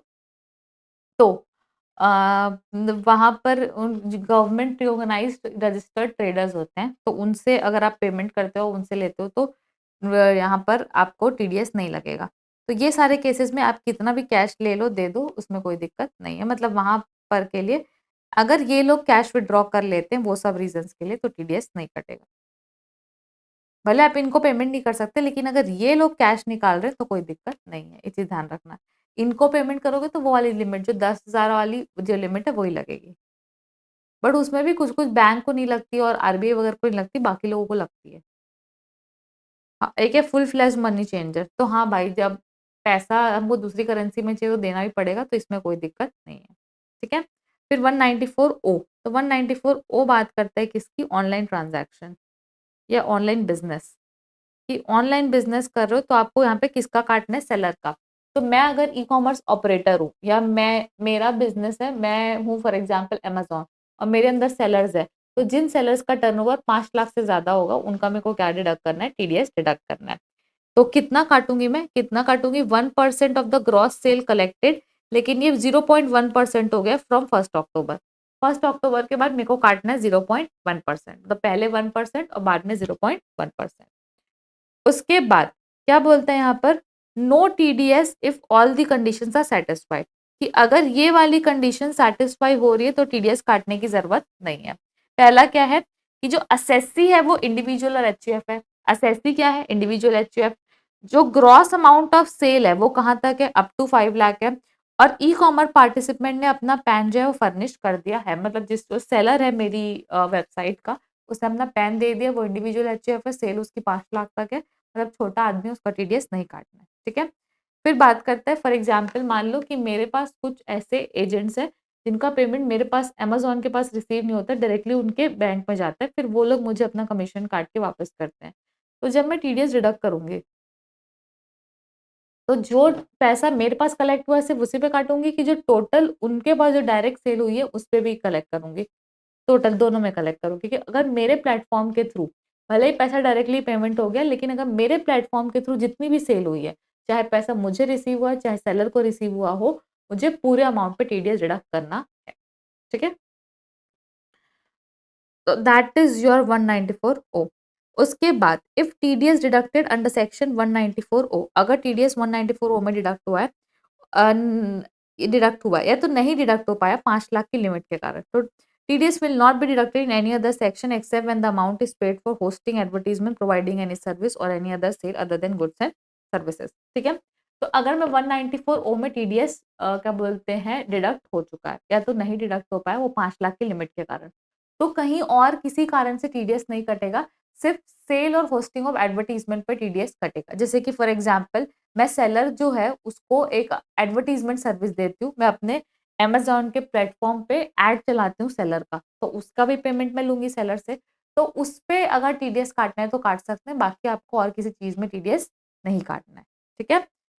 उसके बाद दिस सेक्शन इज़ एप्लीकेबल अगर एफपीएस और एफटीएस अगर ऑनलाइन मोड से प्रोवाइड किए गए तो सर्विसेज़ पे भी सेक्शन एप्लीकेबल होता है, ऐसा नहीं कि सिर्फ़ गुड्स पे होता है। हाँ, अगर अमेज़न क्या बोलते हैं टीडीएस काट रहा है तो पेमेंट गेटवे जो है ज़रूरी नहीं उसको भी टीडीएस काटना है। जैसे कि रेज़र पे हो गया या बाकी जो भी चीज़ें हैं, तो उनको टीडीएस नहीं काटना है अगर मेन जो अमेज़न है वो टीडीएस काट रहा है, ठीक है? उसके बाद एक सर्कुलर है जो कि पॉलिसी बाज़ार के ऊपर। पहली बार आपने इंश्योरेंस खरीदा, पॉलिसी बाज़ार से खरीद लिया। अब नेक्स्ट ईयर में तो आप पेमेंट डायरेक्टली इंश्योरेंस कंपनी को करोगे, पॉलिसी बाज़ार के थ्रू करोगे क्या? नहीं करोगे, ठीक है? तो वो वही बोलना चाह रहे हैं कि फर्स्ट ईयर पे जब पॉलिसी आपके थ्रू बिकी तो आपको टीडीएस डिडक्ट करना है पॉलिसी बाज़ार को। सेकंड ईयर में डायरेक्टली प्रीमियम पेमेंट होने वाला है, तो सेकंड ईयर पे आपको कोई भी टीडीएस काटने की ज़रूरत नहीं है सब्सीक्वेंट प्रीमियम पे, ठीक है? फिर बात करते हैं क्या 194 पी। तो 194 पी क्या है? Pension and interest income. Pension and interest income. ये बात करते हैं किसकी? सीनियर सिटीज़न जिसकी एज कितनी हो गई 75 और अबव। तो कुछ लोग ना ऐसे होते हैं जिनका पेंशन आता है और इंटरेस्ट इनकम आती है, ठीक है? और 75 और एज अबव हो चुकी है। ना वो टीडीएस डिडक्ट ना वो क्या बोलते हैं अपनी इनकम पे टैक्स पे नहीं कर सकते। अब उनकी इनकम आती है किसी बड़े बैंक में, अच्छे बैंक में आती है, ठीक है? तो सरकार बोलती है कि अगर वो आपको नोटिफ़ाई कर देते हैं कि आपकी सिर्फ़ इतनी पेंशन इनकम है और इंटरेस्ट इनकम है और उस बंदे की और कोई भी इनकम नहीं है, तो अब बैंक की ज़िम्मेदारी है कि भाई उससे टैक्स कलेक्ट करो क्योंकि तुम्हारे पास पैसा आ रहा है। क्योंकि उस बंदे से तो हम उसको टॉर्चर करके टैक्स ले नहीं सकते। क्या पता वो करे, नहीं करे, कब करे, उसको हिसाब रहे, ना रहे। तो बैंक को बोला जा रहा है कि आप उस बंदे का क्या करो टीडीएस काटो और उसको क्या बोलते हैं जमा कर दो। ठीक है? कौन से रेट से कटेगा? स्लैब रेट से कटेगा। तो यही बोल रहा है कि अगर कोई बंदा है जिनकी 75 और अबव हो चुकी है और उसको मिल रहा है पेंशन इनकम या फिर इंटरेस्ट इनकम, तो बैंक को ज़िम्मेदारी दी गई कि फिर उसको रिटर्न फाइल करने की कोई ज़रूरत नहीं उस बंदे को। बैंक जो है उस बंदे का टीडीएस डिडक्ट करे उसके बाद उसको जमा कर दें।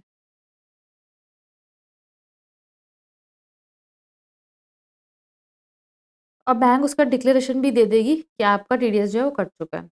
उसके बाद 194 Q, Q is for what? Quantity purchase.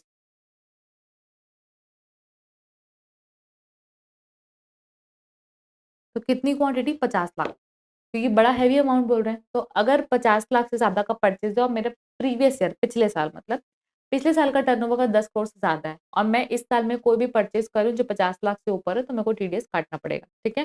कितना काटूँगी? तो यहाँ पर काटूँगी 0.1% अबव 50 लाख। सी आ गई। एक 194 एन था आपका जहाँ पर था आपका 2% ओवर 1 करोड़। 1 करोड़ में नहीं था, 1 करोड़ के ऊपर था। और एक है 194 क्यू जहाँ पर आपका 0.1% over what your 50 lakh, 50 lakh तक नहीं है लेकिन उसके ऊपर में आपको काटना है।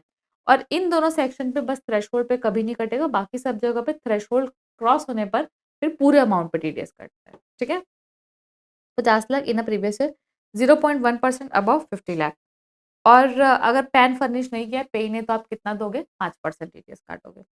तो वो यही बात करता है, TDS will not be deducted under this section. अगर आपको कोई और सेक्शन में टीडीएस कट रहा है, तो इस प्रॉब्लम क्या है कि कौन ज्यादा पावरफुल है, टीडीएस की बाकी सेक्शन ज्यादा पावरफुल है 194 क्यू से। Q is your quantity purchase. ठीक है, अब परचेज पे आपको टीडीएस डिडक्ट करना है और आपकी बाकी सेक्शन ज्यादा पावरफुल है टीडीएस की 194 क्यू से। तो अगर उधर टीडीएस कट रहा है तो क्या 194 क्यू में काटना है, नहीं काटना है। और अगर टीसीएस की भी जितनी सेक्शंस है वो ज्यादा पावरफुल है, किससे, 194 क्यू से, एक्सेप्ट 206 सी। ठीक है, तो अगर आपका टीडीएस कट रहा है किसी भी सेक्शन पे तो आपको 194 क्यू नहीं लगेगा, या तो टीसीएस लग रहा है सेल वाली को छोड़ के तो आपको नहीं लगेगा। तो वो यही बोल रहा है कि अगर आपको 194 क्यू और टीसीएस का 206 ही ज्यादा साथ में लग रहा है तो आप क्या फॉलो करोगे, आप फॉलो करोगे क्या, 194 क्यू, क्योंकि आपको ये पता है कि ये एक ही से पावरफुल है, किससे, इससे, उसके अलावा सबसे क्या ये पावरफुल नहीं है। तो अगर आपको 194 क्यू लग रहा है और टीसीएस के सारे सेक्शंस लग रहे हैं सेल को छोड़ के, तो फिर टीसीएस के सेक्शन जो है वो ज्यादा पावरफुल है, मतलब ये ज्यादा पावरफुल है। और अगर आपको 194 क्यू लग रहा है, 194 ओ लग रहा है, तो ओ लगेगा क्योंकि टीडीएस ज्यादा पावरफुल, मतलब बाकी सब चीजें ज्यादा पावरफुल है। ऑल टीडीएस सेक्शंस है और टीसीएस की ये सेक्शन है, तो ऑब्वियसली टीडीएस जो है वो ज्यादा पावरफुल है टीसीएस से, क्योंकि टीडीएस में रेट ज्यादा है। और अगर आपको टीसीएस जो है वो सेल वाली नहीं लग रही है, अगर फॉर एग्जांपल किसी भी रीजन से आपको, सॉरी, टीसीएस जो है वो सेल किसका बेटा, एफ मतलब फॉर्च्यूनर मतलब मोटर व्हीकल, तो मोटर व्हीकल वाले 10 लाख से ऊपर वाली सेक्शन अगर आपको नहीं लग रही 1F वाली, तो उस केस में आपको 1H लग जाएगा, that is your home sales. तो आपको अगर फॉर्च्यूनर वाली सेक्शन नहीं लग रही तो आपको होम सेल वाली सेक्शन जो है वो लग जाएगी। पूरा जानने के लिए वीडियो को आखिरी तक देखें, फॉर्च्यूनर क्या है और वो क्या है। उसके बाद क्या बोलता है, 194 Q is not applicable transaction of security commodity, recognised stock exchange से करोगे तो नहीं लगेगा। हाँ, और जीएसटी के ऊपर आपको कोई टीडीएस नहीं काटना है, टैक्स के ऊपर टैक्स नहीं कटता है, बट अगर एडवांस पेमेंट है तो आपको पूरे पे काट लेना है, फिर आखिरी में आप एडजस्ट कर दोगे। परचेस रिटर्न अगर हो चुका है तो आप फ्यूचर परचेस में उसको एडजस्ट कर सकते हैं, और अगर रिटर्न के अलावा अगर कैश पेमेंट हो रहा है तो फिर आप कैश में भी पेमेंट कर सकते हो, कोई दिक्कत नहीं है। और non resident buyer, non resident बाहर बायर है और अगर इसका इंडिया में कोई पी नहीं है और परचेज जो है वो उस पी से रिलेट भी नहीं करता है, ठीक है, कोई पी भी नहीं है और ना ही पी से परचेज उस पी से रिलेट करता है, तो उस केस में टीडीएस नहीं कटेगा। अगर सेलर की इनकम एग्जेम्प्ट है तो बायर को टीडीएस डिडक्ट नहीं करना है, और अगर बायर की इनकम एग्जेम्प्ट है तो सेलर को टीसीएस डिडक्ट नहीं करना है। वापस से, अगर सेलर की इनकम एग्जेम्प्ट है, अगर सेलर की इनकम एग्जेम्प्ट है तो आप सेलर की इनकम एग्जेम्प्ट है तो बायर को टीडीएस नहीं काटना है, और अगर बायर की इनकम एग्जेम्प्ट है तो सेलर को टीसीएस नहीं काटना है। पहला ईयर ऑफ इनकॉर्पोरेशन है तो फिर पिछले साल कैसे देखोगे 10 करोड़, तो इसलिए 194 क्यों नहीं लगेगा, क्योंकि पिछले साल की सेल अगर 10 करोड़ से ज्यादा है तो ही 194 क्यों लगता है। और लास्ट ईयर का टर्नओवर, तो लास्ट ईयर का टर्नओवर जो है वो उसमें सिर्फ और सिर्फ बिजनेस का टर्नओवर आता है, अदर टर्नओवर जो है वो इंक्लूड नहीं होते हैं। फिर एक सेक्शन आती है जिसको बोलते हैं 194 R, R is your relax, relax in Thailand. तो अगर आपको कोई परक्यूजिट मिल रहा है बिजनेस के अंदर तो टीडीएस का रेट कितना है, 10%, 20,000 तक की लिमिट तक में कोई टीडीएस नहीं है। अगर काइंड में मिल रहा है तो पेयर की रिस्पॉन्सिबिलिटी है कि उस पर टीडीएस डिडक्ट हुआ है कि नहीं, ये इंश्योर कर ले, और उसी के बाद जो है वो उसको पेमेंट करे, किसका, परक्यूजिट का। आई होप आई एम क्लियर। अब आपके कुछ बेसिक प्रोविजंस बचे हैं टीडीएस टीसीएस के जो आपको पता होना चाहिए, ठीक है। तो क्या बात करते हैं, सबसे पहले टीडीएस की बात करते हैं। TDS shall be deducted at the time of crediting the party or payment whichever is earlier. तो TDS shall be deducted at credit the party or payment whichever is earlier, but in the following cases TDS shall be deducted only at the time of payment. मतलब in cases में हमेशा payment में कटेगा, और normal rule क्या है, normal rule है at the time of crediting the party or making the payment whichever is earlier, ठीक है। so 192 192A, तो 192 salary, 192A accumulated balance of PF, 192B, B is for betting. 194 BB, big betting horse race वाला. 194DA, date after maturity, मतलब कि maturity of life insurance policy. 194LA, that is land and building का acquisition, मतलब land और building का क्या है आपका एक्विजिशन, मतलब compulsory acquisition of land and building. 194N, N मतलब नोट विड्रॉल, कैश विड्रॉल. और 194 दैट इज योर डिविडेंड. तो ये सारी चीजों पे आपका जो टीडीएस है वो हमेशा पेमेंट के टाइम पे कटेगा. ठीक है. नॉर्मली हम कौन से रेट से टीडीएस काटते हैं, तो जो टीडीएस का रेट दिया हुआ है उसी को काटते हैं. बट मैं अगर नॉन रेसिडेंट का टीडीएस काट रही हूँ तो मेरे को सरचार्ज भी अभी लेना जरूरी है और सेस भी लेना जरूरी है. क्या पता वो बंदा रिटर्न फाइल करे ही ना करे, उसकी गारंटी नहीं है कि वो करेगा कि नहीं करेगा. इसलिए अगर मैं नॉन रेसिडेंट का टीडीएस काटती हूँ तो मेरे को टीडीएस काटना है प्लस साथ में सरचार्ज भी लग लेना है और साथ में सेस भी लेना है. ठीक है. प्लस फर्स्ट ये हो गया नॉन रेसिडेंट. सेकंड है बेटा आपका क्या, सैलरी का पेमेंट. अगर आप सैलरी का पेमेंट करते हो तो आप उनका टीडीएस भी काटोगे, सरचार्ज भी काटोगे, सेस भी काटोगे. तो दो केसेस में आपको सब काटना है, नॉन रेसिडेंट के केस में और सैलरी का पेमेंट. अब सैलरी का पेमेंट चाहे रेसिडेंट को करो चाहे नॉन रेसिडेंट को करो, आपको काटना पड़ेगा टीडीएस. ठीक है. तो ये पॉइंट आपका वही बोलता है. उसके बाद TDS shall not be deducted for personal purpose under 194C and J. तो दो सेक्शन मैंने बताई थी, एक बताई थी 194C और एक आते 194J. तो 194C में और 194J में पर्सनल पर्पस के केस में टीडीएस नहीं कटता है. ठीक है. बट इसके लिए एक रिप्लेसमेंट में सेक्शन लाई गई है 194M कि किसी भी रीजन से अगर आपका 194C या 194J में टीडीएस नहीं कट रहा है तो आपका टीडीएस कटेगा 194M में. मैम एम मतलब, तो एम मतलब था mix of C plus J plus H. तो सी मतलब क्या था आपका कॉन्ट्रैक्ट, जे मतलब जॉब मतलब एफपीएस एफटीएस वो सब चीजें, और एच मतलब क्या था हाई कमीशन ऑफ ब्रोकरेज मतलब कमीशन ऑफ ब्रोकरेज. तो ये तीनों का मिला के अगर आपका 50 लाख से ऊपर का कॉन्ट्रैक्ट है तो आपको टीडीएस काटना पड़ेगा. मतलब 50 लाख में नहीं काटना है लेकिन 50 लाख से ऊपर में काटना है. ठीक है. उसके बाद अगर पे जो है वो पैन फर्निश नहीं करता है तो आप टीडीएस कौन सी रेट से काटोगे, और अगर आपका कलेक्टिव पैन जमा नहीं करता है तो आप टीसीएस कौन सी रेट से काटोगे. ये बहुत ही ज्यादा इंपॉर्टेंट है और ये मल्टीपल टाइम्स जो है कहीं ना कहीं पूछा जाता है. ध्यान रखना है आपको ये कि अगर पे पैन फर्निश नहीं करता है तो आपको कौन से रेट से टीडीएस डिडक्ट करना है. ठीक है. तो आपको ये बहुत ध्यान से करना है. तो यहाँ पे आपको ध्यान रखना है टीडीएस के केस में रेट क्या होगा. तो टीडीएस के केस में सबसे पहले जो बोलता है कि आपका रेट स्पेसिफाइड, जो भी आपका रेट स्पेसिफाइड है उस सेक्शन में, और सेकंड आपका क्या है बेटा 20% विच एवर इज हायर. आपको कौन सा लेना है 20% विच एवर इज हायर. तो रेट स्पेसिफाइड और 20% विच एवर इज हायर अगर पे अपना पैन नहीं देता है तो. बट ये 20% का ना कुछ कुछ जगह पे रिप्लेसमेंट है. तो ये 20% कब कटेगा 5% से, कब कटेगा एमएमआर से, और कब कटेगा आपका 20% but maximum up to last month rent. ये 20% तो लेना है बट 20% जो है वो लास्ट मंथ के रेंट से ज्यादा नहीं होगा. तो अगर आपकी सेक्शन जो है वो है 194O, ओ मतलब ऑनलाइन ट्रांजैक्शन मतलब कि ई कॉमर्स बिजनेस. ठीक है. और 194Q, 194Q, क्यू मतलब क्वांटिटी परचेज मतलब आपको 0.1% अबव 50 लाख जो है वो टीडीएस काटना होता है परचेज के ऊपर. तो अगर आपकी सेक्शन 194O या 194Q है तो ये 20% कितना हो जाएगा 5%.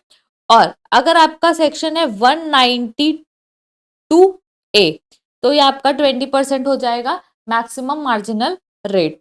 और अगर आपकी सेक्शन है 194IB, IB का फुल फॉर्म क्या था इमूवेबल प्रॉपर्टी का भाड़ा. तो मैम वो तो आई में आता है. तो जो लोग आई में नहीं आते, कौन लोग नहीं आते, ऐसे बिजनेसमैन जिनका टर्नओवर 1 करोड़ तक है या फिर जिनका प्रोफेशनल रिसीव जो 50 लाख तक है. ठीक है. प्लस और कौन लोग नहीं आते, जो सैलरीड एम्प्लॉय जिनका बिजनेस ही नहीं वो लोग भी नहीं आते. तो छोटे बिजनेसमैन आते हैं या तो फिर आते हैं जिनका बिजनेस ही नहीं है. ठीक है. उसके बाद फिर नेक्स्ट, अब बात करते हैं किसकी, टीसीएस। टीसीएस के केस में अगर कलेक्टी ने अपना पैन नहीं दिया है तो सबसे पहले आप लोगे ट्वाइस द रेट। क्या लोगे, ट्वाइस, ट्वाइस द रेट। ये जो भी रेट दिया उसका क्या कर लोगे, ट्वाइस कर लोगे, और 5% विच एवर इज हायर। ठीक है, तो ट्वाइस द रेट और 5% whichever is higher. But ये 5% जो है वो क्या हो जाएगा, वो हो जाएगा 1% फॉर 206C1H। एच से हमने रिलेट किया है होम सेल्स, मतलब कि वहां पर एक्सपोर्ट कवर नहीं होता है, तो सेल्स बट होम सेल्स मतलब कि जो आप इंडिया के अंदर सेल कर रहे हो वो यहाँ पर कवर होता है। तो ये 5% 1% हो जाएगा सेल वाली सेक्शन के केस में, बाकी टाइम पे वो कितना रहेगा, 5%। ठीक है, तो आप साथ में कंपेयर कर सकते हो दोनों को कि टीडीएस के केस में रेट स्पेसिफाइड और 20% विच एवर इज हायर। 20% हो जाएगा 5% फॉर 194 ओ एंड क्यू, 20% हो जाएगा एमएमआर फॉर 192 ए, और 20% हो जाएगा 20% बट मैक्सिमम लिमिट लग जाएगी लास्ट मंथ रेंट की अंडर सेक्शन 194 आईबी। और नॉर्मली बाकी सेक्शंस में आप यही लोगे, रेट स्पेसिफाइड और 20% विच एवर इज हायर। फिर टीसीएस की अगर अपन बात करें तो twice the rate of 5% whichever is higher, but ये 5% बन जाएगा 1% for 206C1H। I hope I am clear. Yes. उसके बाद आते हैं सर क्या, कुछ मिसलेनियस प्रोविजंस। मिसलेनियस प्रोविजन जो है वो क्या बात करते हैं, सेक्शन 196 बोलता है कि आप बड़े लोगों का टीडीएस नहीं काट सकते। आप बड़े लोगों का टीडीएस नहीं काट सकते, तो सर बड़े लोग कौन है, बड़े लोग है आपका गवर्नमेंट। गवर्नमेंट का काट लोगे आप, नहीं ना, तो government, RBI, statutory corporation, mutual fund, new pension trust, ये सारे लोगों का टीडीएस आप नहीं काट सकते कोई भी ट्रांजैक्शन में। ठीक है, उसके बाद नेक्स्ट बात करता है सीबीडीटी सर्कुलर। सीबीडीटी सर्कुलर क्या बोलता है कि भाई इतना भी मत चूसो कस्टमर को, मतलब कि आप टैक्स के ऊपर टैक्स नहीं ले सकते, तो आप कभी भी जीएसटी के ऊपर टीडीएस या टीसीएस डिडक्ट नहीं कर सकते। ठीक है, तो जीएसटी ऑन इनवॉइस के ऊपर आप टीडीएस या टीसीएस नहीं ले सकते हो। उसके बाद नेक्स्ट आते हैं section 197 that is lower deduction certificate. अब आपको, आप ऐसा चाहते हो कि आपकी इनकम जो है उस पर कम रेट से टीडीएस कटे, टीसीएस कटे या तो मत कटे, तो आपको किसके पास जाना पड़ेगा, आपको जाना पड़ेगा एओ के पास, और एओ को बताना पड़ेगा और बोलना पड़ेगा कि आप हमको एक सर्टिफिकेट इशू कर दो, लोअर डिडक्शन सर्टिफिकेट, मैं सामने वाली पार्टी को दे दूंगा, तो मेरा टीडीएस जो है फिर वो कम रेट से कटेगा, तो कटेगा ही नहीं क्योंकि मेरी उतनी इनकम ही नहीं है। ठीक है, रीजन बीइंग कि मेरी उतनी इनकम ही नहीं है, इस वजह से मैं ऐसा चाहती हूँ। ठीक है, तो यहाँ यही बोल रहा है कि where assessee's total income or receipt is not liable to tax or taxable at a lower rate, then assessee can apply to AO for no deduction or lower deduction certificate। फिर AO जो issue कर देगा वैसा हो जाएगा। फिर आता है 197A that is declaration in form 15G और 15H। ठीक है, तो मैम ऊपर में भी आपको लोअर डिडक्शन सर्टिफिकेट है, और यहां पर आप दे रहे हो किससे, सेल्फ डिक्लेरेशन से। सेल्फ डिक्लेरेशन कि आपका टीडीएस टीसीएस नहीं कटे, यहां पर आप एओ के पास जाओगे और एओ से बोलोगे कि आप हमको सर्टिफिकेट दो। तो ये सेल्फ डिक्लेरेशन कब काम करता है, तो सेल्फ डिक्लेरेशन के कुछ ही सेक्शंस में काम करता है, बाकी अदर सेक्शन के लिए आपके पास कौन सा ऑप्शन है, एओ वाला ऑप्शन है। ठीक है, अब सेल्फ डिक्लेरेशन आप दो फॉर्म में दे सकते हो, एक दे सकते हो फॉर्म 15G में, एक दे सकते हो फॉर्म 15H में। तो 15G किसके लिए है, 15G है बेटा नॉन सीनियर सिटीजन के लिए, और 15H किसके लिए है, सीनियर सिटीजन के लिए। तो 15G में क्या बोलता है कि अगर आपका टीडीएस जो है वो कट रहा है 192 ए में, 193 में, 194 ए में, 194 डी में, 194 डीए में, या 194 आई में, अगर आपका जो टीडीएस है इन सेक्शंस के अंदर कट रहा है और आपकी इनकम जो है वो बिलो बेसिक एग्जाम्शन लिमिट है, याद रखना यहाँ पर क्या बोल रहा है, बिलो बेसिक एग्जाम्शन लिमिट। तो basic exemption limit that is your 3 lakh default के केस में, बाकी 2.5 लाख, 3 लाख, और फिर क्या है आपका 5 लाख। तो जो भी आपकी रिजीम है, बेसिक एग्जाम्शन लिमिट से अगर कम है आपकी लिमिट, तो उस केस में आप सेल्फ डिक्लेरेशन दे सकते हो। ठीक है, और आपको रेसिडेंट असेसी होना चाहिए other than company of firm, मतलब इंडिविजुअल एचयूएफ। तो वापस से बोलती हूँ कि इंडिविजुअल एचयूएफ है जिसकी इनकम बेसिक एग्जामिशन लिमिट से कम है और वो उनके पास टीडीएस जो है वो इन सेक्शंस पे कट रहा है, तो वो क्या कर सकते हैं, फॉर्म 15G दे सकते हैं। ठीक है, अब बात करते हैं तो बोलता है कि benefit will not be available if income referred to above section itself is beyond basic exemption. अगर आपकी इनकम बेसिक एग्जामिशन लिमिट से ज्यादा है, भले आपका टैक्स जीरो ही क्यों ना आ रहा हो, लेकिन इनकम अगर बेसिक एग्जामिशन लिमिट से ज्यादा है तो आप 15G नहीं दे सकते। ठीक है, अब बात करता है किसकी, 15H। 15H किसके लिए था, सीनियर सिटीजन के लिए था। तो ये बोलता है कि अगर आप रेसिडेंट सीनियर सिटीजन हो और अगर आपका tax payable during the year zero है, क्या है, निल है, तो अगर आप सीनियर सिटीजन हो और अगर आपका tax payable during the year क्या है, निल है, even by way of rebate, कैसे भी करके आपका क्या है, टैक्स जीरो है, तो यहां पर आपको क्या देखना है कि मेरा टैक्स जीरो है कि नहीं है। और ऊपर वाले केस में आप क्या देख रहे थे कि इनकम जो है वो क्या है, कम है, किससे, बेसिक एग्जामिशन लिमिट से। अगर आपकी इनकम बेसिक एग्जामिशन लिमिट से कम है तो रेसिडेंट जो है फॉर्म 15G दे सकते हैं। अगर आप सीनियर सिटीजन हो तो आपको देखना है 15H कि किसी भी तरीके से अगर आपका टैक्स जीरो है तो 15H प्रेजेंट कर सकते हैं। ठीक है, तो आपको ये ध्यान रखना है 15G 15H की कंडीशन जो है वो अलग अलग है। उसके बाद एग्जाम्पल दिया हुआ है जो कि सेम है, यहाँ पर कर लेना मिस्टर एक्स। फिर बात करता है किसकी, सेक्शन 198।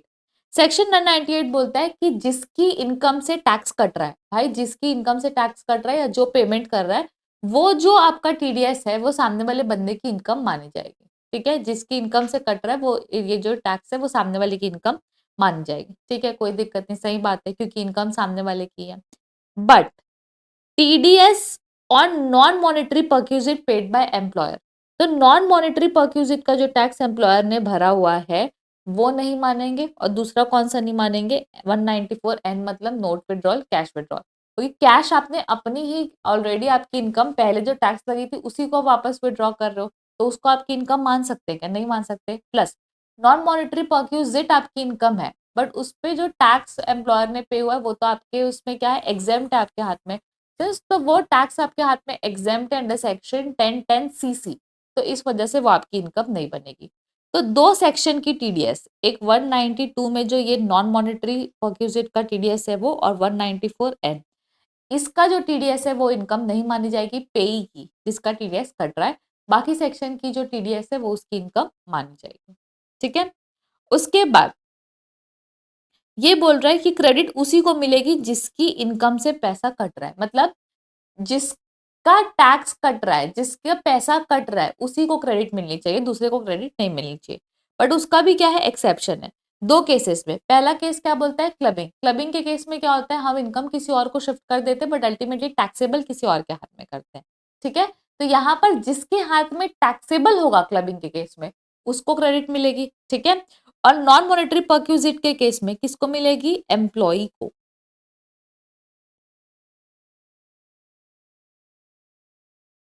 नॉन मॉनेटरी परक्यूजिट के केस में किसको मिलेगी, एम्प्लॉय को, कि एम्प्लॉय को क्रेडिट मिल जाएगी। तो नॉर्मली जिसका इनकम में से टीडीएस कटा उसको मिलती है, बट दो केसेस में क्या बोलते हैं, दूसरे इंसान को मिलेगी। पहला क्या बोलता है, क्लबिंग के केस में जिसके हाथ में इनकम टैक्सेबल हो रही उसको मिलेगी, और दूसरा बोलता है कि tax paid in case of non monetary perquisite, तो उसके केस में एम्प्लॉय जो है वो क्रेडिट ले सकता है। ठीक है, तो this were what your miscellaneous provisions. अब यहाँ पर अपन बात करते हैं किसकी, due date of payment of TDS TCS. तो आपका जो ड्यू डेट है पेमेंट ऑफ टीडीएस टीसीएस, तो आपको जो टैक्स पेमेंट है वो क्या है बेटा, मंथली है। मतलब टीडीएस टीसीएस का जो टैक्स पेमेंट है वो मंथली पे करना है, और जो रिटर्न फाइलिंग है, रिटर्न फाइलिंग जो है वो क्या है, क्वार्टरली। आपको चीज ध्यान रखनी पड़ेगी कि टीडीएस टीसीएस के केस में जो आपका टैक्स पेमेंट है वो क्या है सर, मंथली, कि टैक्स पेमेंट क्या है, मंथली है, और रिटर्न फाइलिंग जो है वो क्या है, क्वार्टरली है। टैक्स पेमेंट मंथली है और रिटर्न फाइलिंग जो है वो क्या है, क्वार्टरली है। तो अगर आपका टीडीएस टीसीएस डिडक्ट हुआ है और कलेक्ट हुआ है तो यहाँ पर क्या, अप्रैल से लेके फेब्रवरी मंथ तक, ठीक है, अप्रैल से फरवरी तक आपको कब तक पेमेंट करना है, 7th ऑफ नेक्स्ट मंथ, और यहाँ पर भी लिखा है क्या, 7th ऑफ नेक्स्ट मंथ। इसका मतलब क्या है, जनवरी के जितने ट्रांजैक्शंस हैं उनका आपको टीडीएस पे करना पड़ेगा 7th ऑफ फरवरी तक। तो फरवरी का ट्रांजैक्शन का मार्च में होगा एंड देन सो ऑन, ठीक है। लेकिन मार्च मंथ का जो है वो डिफरेंस है, जैसे कि 30th April of the next year और यहाँ पर लिखा है 7th April of the next year, ठीक है। तो ये जो आपकी है वो टीडीएस की है और ये किसकी है, टीसीएस की है। तो मैं आपको ये बोलना चाहती हूँ कि अगर आप क्या कर रहे हो, टैक्स पेमेंट करो, तो टीडीएस का टैक्स पेमेंट मंथली होता है और रिटर्न फाइलिंग क्वार्टरली होती है।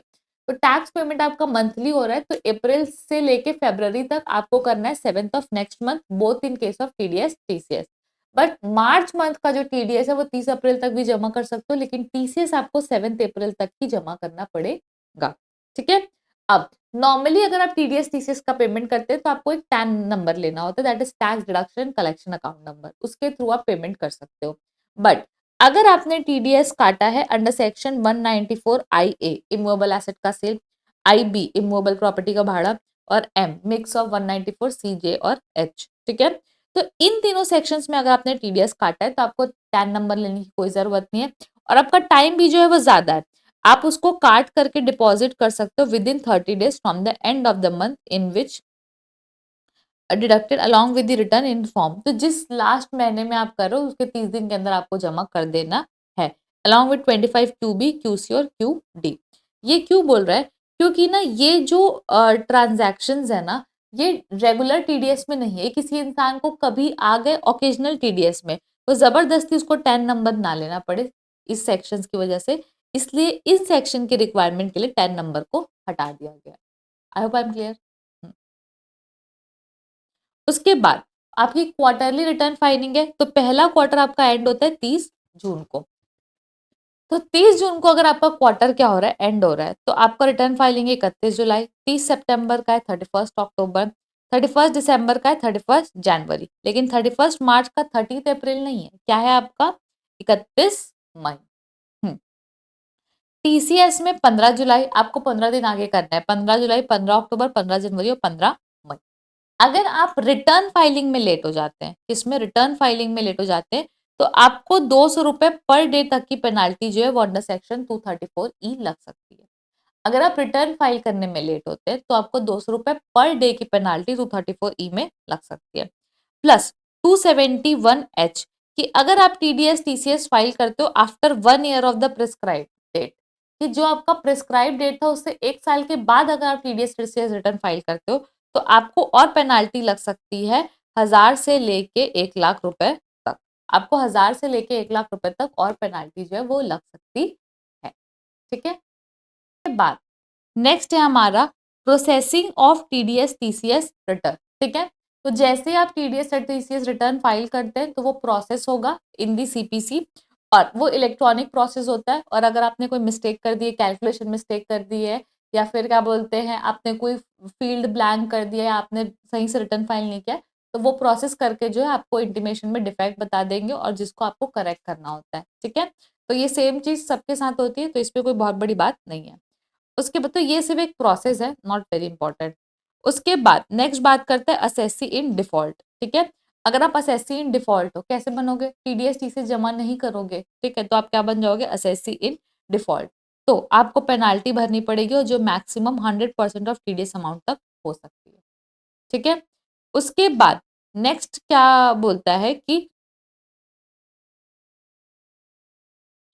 एक्सेप्शन, आपको असेसिन डिफॉल्ट नहीं माना जाएगा, तो ये चीज़ आपको ऑलरेडी पता हुआ है पहले से, कि अगर मान लो कि पेई जो है उस अमाउंट को अपने इनकम में इंक्लूड कर देता है, उसमें टैक्स पे कर देता है, सीए का सर्टिफिकेट दे देता है, तो उस केस में आपको क्या बोलते हैं असेसिन डिफॉल्ट नहीं माना जाएगा। तो ये पीजीबीपी में पढ़ा है, ठीक है, कि आपको खर्चे की रिडक्शन जो है वो मिल जाती है, तो वो सेम कॉन्सेप्ट है। उसके बाद बात करते हैं किसकी, इंटरेस्ट की। Interest on late deduction, late payment of TDS, कि अगर आपने लेट डिडक्ट ही किया, डिडक्ट ही लेट किया, तो ये ऑलरेडी अपन पढ़ चुके हैं वैसे, तो अपन फर्स्ट जो आपका वो था उसमें आप पढ़ चुके हैं, तो ये वही है, इसको पढ़ने की कोई जरूरत नहीं, ये रिपीट कॉन्सेप्ट हो रहा है। उसके बाद एक कॉन्सेप्ट है TDS TCS in case of non filer of IT return, that is your income tax return, ठीक है, कि अगर क्या बोलते हैं टीडीएस और TCS non filers of income tax return, जो इनकम टैक्स लोग फाइल नहीं करते, तो यहाँ पे किसको ले रहे हैं अपन, ऐसे लोग जिन लोगों ने अंडर सेक्शन 139(1) लास्ट 2 प्रीवियस का रिटर्न या मतलब लास्ट 2 साल का रिटर्न फाइल नहीं किया है and due date has been expired before the current previous year. ठीक है, कि इस करंट प्रीवियस ईयर चालू होने से पहले वो 2 साल की ड्यू डेट भी एक्सपायर हो चुकी है। ठीक है, इसने पहले 2 साल का रिटर्न फाइल नहीं किया और करंट ईयर स्टार्ट होने से पहले उन दोनों की जो टाइम लिमिट है वो एक्सपायर हो चुकी है। ठीक है, और आपका जो टीडीएस है वो 50,000 और मोर है, कि जो टीडीएस है ना वो क्या है 50,000 और मोर है। Then TDS TCS shall be deducted or collected in current previous year as per the following rate. ठीक है, तो ये फॉलोइंग रेट में आपको टीडीएस टीसीएस काटना पड़ेगा, ट्वाइस द रेट जो मैंने आपको पहले बताया था और 5% विच एवर इज हायर। ठीक है, तो twice the rate of TDS और टीसीएस ये दोनों जो है वो सेम है, मतलब ये प्रोविजन जो है वो टीडीएस और टीसीएस दोनों के लिए सेम है। तो twice the rate of TDS TCS और 5% विच एवर इज हायर, ये अबव सेक्शन एप्लीकेबल नहीं होगी अगर आपका टीडीएस डिडक्ट हुआ है इन सेक्शंस में, that is 192 salary, 192A accumulated balance of PS, 194B betting, 194 double B that is big betting horses, 194N that is note withdrawal cash withdrawal। तो non resident पे if collect और सामने वाले का अगर वो बंदा नॉन रेसिडेंट है और उसका पी इंडिया में है तो उस केस में चल जाएगा, तो पी से टैक्स वसूल कर लेंगे, कोई दिक्कत नहीं है। I hope I am clear. Yes,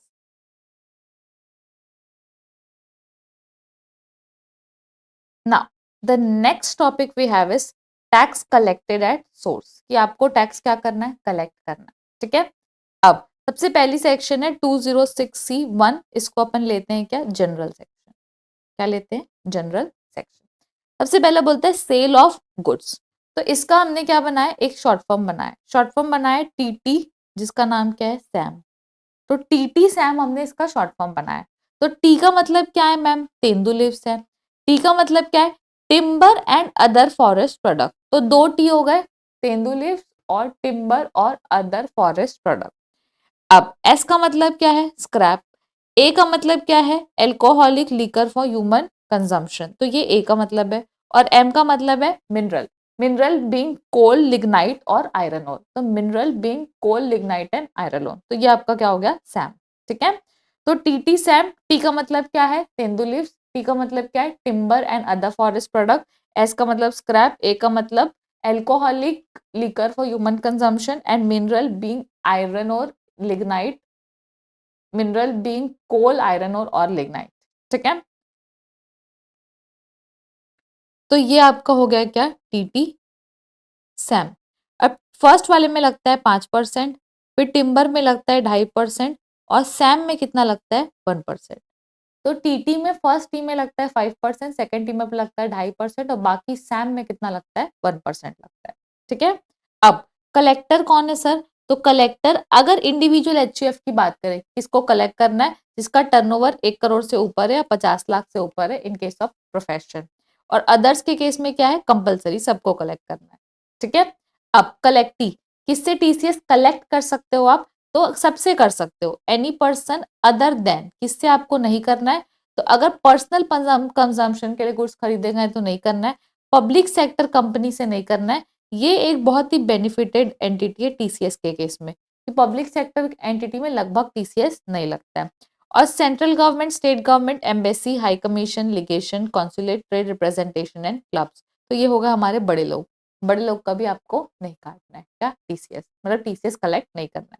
वो टीसीएस किससे कलेक्ट करना है, एनी पर्सन, बट 3 लोगों से नहीं करना है, अगर पर्सनल पर कंजम्पशन के लिए है तो। सेकंड आपका कि पब्लिक सेक्टर कंपनी से, और थर्ड आपका है central government, state government, embassies, legations, high commissions etcetera. ठीक है, तो ये आपका हो गया 206C1 जनरल सेक्शन। अब ये बोल रहा है आपका no TCS if resident buyer furnishes a declaration to the seller that goods are to be used for manufacturing or production of any article or for the generation of any power, कि अगर ये TT Sam वाले जो goods हैं, अगर ये manufacture के लिए यूज हो रहे हैं, किसके लिए, मैन्युफैक्चर के लिए, या तो इलेक्ट्रिसिटी बिजनेस में अगर यूज हो रहे हैं, तो आपको क्या नहीं काटना है, टीसीएस नहीं काटना है। ठीक है, अगर टीटी सैम वाले जो गुड्स हैं वो मैन्युफैक्चरिंग में यूज हो रहे हैं या फिर इलेक्ट्रिसिटी बिजनेस में यूज हो रहे हैं, तो आपको टीसीएस नहीं काटना है। फिर स्क्रैप का मतलब क्या है, तो स्क्रैप का मतलब है waste from manufacture or mechanical working of the material which is not usable as such because of breakage, cutting of wear and other remarks. So basically थोड़ा मोड़ा टुकड़ा वुकड़ा बच जाता है किसके अंदर, जब प्रोसेस करते मैन्युफैक्चर करते तो उसको बोलते हैं अपन क्या, स्क्रैप। तो ऊपर जो टीटी सैम है, तो सैम में जो एस वाला स्क्रैप है उसकी बात करें कि स्क्रैप का मतलब क्या है, ठीक है। उसके बाद 206 सी, तो 206 सी, सो सी को हमने रिलेट किया है किससे, कॉन्ट्रैक्ट से। तो बेटा 206 सी जो है वो सब जगह है, वन जो सबसेक्शन है वो अलग अलग है। तो अभी अपन रिलेट करेंगे किसको, 1 सी, 1 सी मतलब सी मतलब कॉन्ट्रैक्ट। तो अगर मेरे को कॉन्ट्रैक्ट मिला है लीजिंग, लाइसेंसिंग और transferring any right, interest in any parking lot, की मेरे को पार्किंग लॉट का कॉन्ट्रैक्ट मिला है, टोल प्लाजा का कॉन्ट्रैक्ट मिला है, या माइनर क्वेरी का मिला है। पार्किंग लॉट तो आपको पता है, जैसे कि मॉल के नीचे की पार्किंग या कहीं की भी पार्किंग है, उसका आपको कॉन्ट्रैक्ट मिल जाता है कि आपको किराया वसूलना है। दूसरा आपको टोल प्लाजा, जो रोड में अपन टोल पे करते हैं, तो उसका आपने ले लिया है कॉन्ट्रैक्ट कि मैं टोल वसूलूंगा अगले 5 साल तक। तीसरा आपका माइनर क्वेरी कि अगले 10 साल तक मैं क्या बोलते हैं इससे वो करूंगा, एक्सट्रैक्शन करूंगा। तो for the purpose of business, अगर आपको पार्किंग लॉट, टोल प्लाजा या माइनर क्वेरी का क्या मिल जाता है, लीजनिंग और लाइसेंस मिल जाता है, तो वो आता है किसमें, 1 सी के अंदर, ठीक है। कलेक्टर जो टीसीएस कलेक्ट करेगा वो कौन है, सेम ऊपर जो लिखे थे वही, मतलब इंडिविजुअल एचयूएफ 1 करोड़ से ऊपर वही, और 50 लाख। कलेक्टी कौन है, any person other then public sector company, कि पब्लिक सेक्टर कंपनी को छोड़ के सबका टीसीएस काट सकते हो किसमें, 1 सी में, ठीक है। उसके बाद क्या बोलता है, for the purpose of this section, mining और क्वेरिंग जो यहाँ पर लिखा हुआ है ना, उसमें क्या नहीं आएगा, तो mining query of mineral oil which is petroleum and natural gas. तो पेट्रोलियम और नेचुरल गैस का जो है उस पे आपको टीसीएस नहीं आएगा, उसके अलावा बाकी सारी चीजों पे टीसीएस आएगा। मतलब माइनिंग और क्वेरिंग अगर आप मिनरल ऑयल की करते हो तो आपको टीसीएस नहीं करता, और मिनरल ऑयल के अंदर आता है पेट्रोलियम और नेचुरल गैस, ठीक है। उसके बाद ये है आपका 1 एफ। तो एफ को हमने रिलेट किया है किससे, फॉर्चूनर से, क्योंकि यहाँ पर बात की जा रही है किसकी, मोटर व्हीकल की जिसकी वैल्यू 10 लाख से ऊपर है, ठीक है। तो एफ को रिलेट किया फॉर्चूनर से। सेक्शन क्या बोलती है, सेल ऑफ मोटर व्हीकल जिसकी वैल्यू 10 लाख से ज्यादा है, तो उस पर टीसीएस काटना है आपको कितना, 1%, ठीक है। कलेक्टर कौन है, सेम जो सबसेक्शन 1 में था। और कलेक्टी है आपका any person other then note 1, कि कोई भी बट नोट 1 वालों का आप नहीं काट सकते। कौन है भाई नोट 1 में, नोट 1 में है एक तो पब्लिक सेक्टर कंपनी, मैं बोली ऑलवेज बेनिफिटेड, प्लस बड़े लोग, public sector company in the business of carrying passengers जो कि पैसेंजर बिजनेस में, प्लस सेंट्रल गवर्नमेंट का नहीं काट सकते, state government, embassy, high commission, ligation, consulate, trade representation और लोकल अथॉरिटी, इन सब का जो है वो आप क्या नहीं काट सकते, टीसीएस नहीं काट सकते।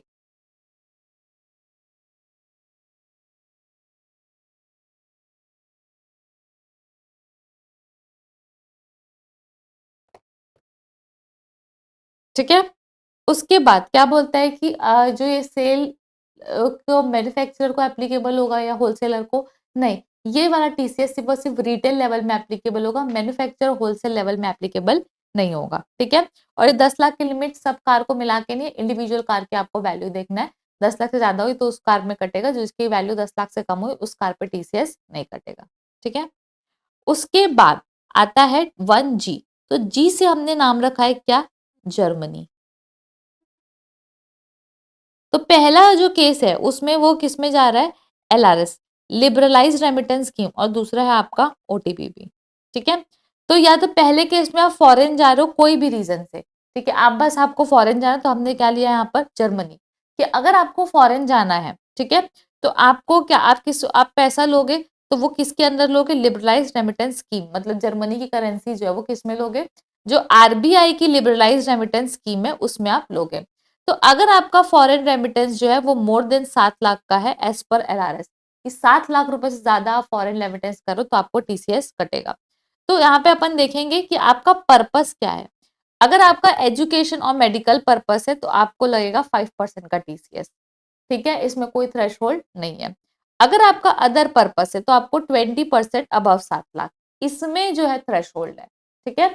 तो अगर आपका एजुकेशन और मेडिकल पर्पस है, अगर आप एलआरएस स्कीम में जा रहे हो और आपका एजुकेशन और मेडिकल पर्पस है, तो 5% का है बिना थ्रेशोल्ड के। और अगर आप अदर पर्पस से जाओ तो 20% है, बट अबव कितना है, 7 लाख, ठीक है। उसके बाद बात करते हैं ओटीपीपी। ओटीपीपी का फुल फॉर्म है ओवरसीज टूर प्रोग्राम पैकेज, या आप इसको ओटीपी भी कर सकते हो, that is overseas tour package, कि आप बाहर घूमने जा रहे हो और आपने पैकेज खरीदा है। तो अगर आपने पैकेज खरीदा है तो आपका टीसीएस कटेगा सर किससे? स्लैब रेट से। किससे कटेगा? स्लैब रेट से। तो अप टू 7 लाख तक कितना कटेगा? 5%। अबव 7 लाख कितना कटेगा? 20%। अप टू 7 लाख 5%, 7 लाख से ऊपर 20%। और सेलर ऑफ ओटीपीपी, कलेक्टी कौन है यहाँ पर? सेलर ऑफ ओटीपीपी या ओटीपी बोल सकते हैं।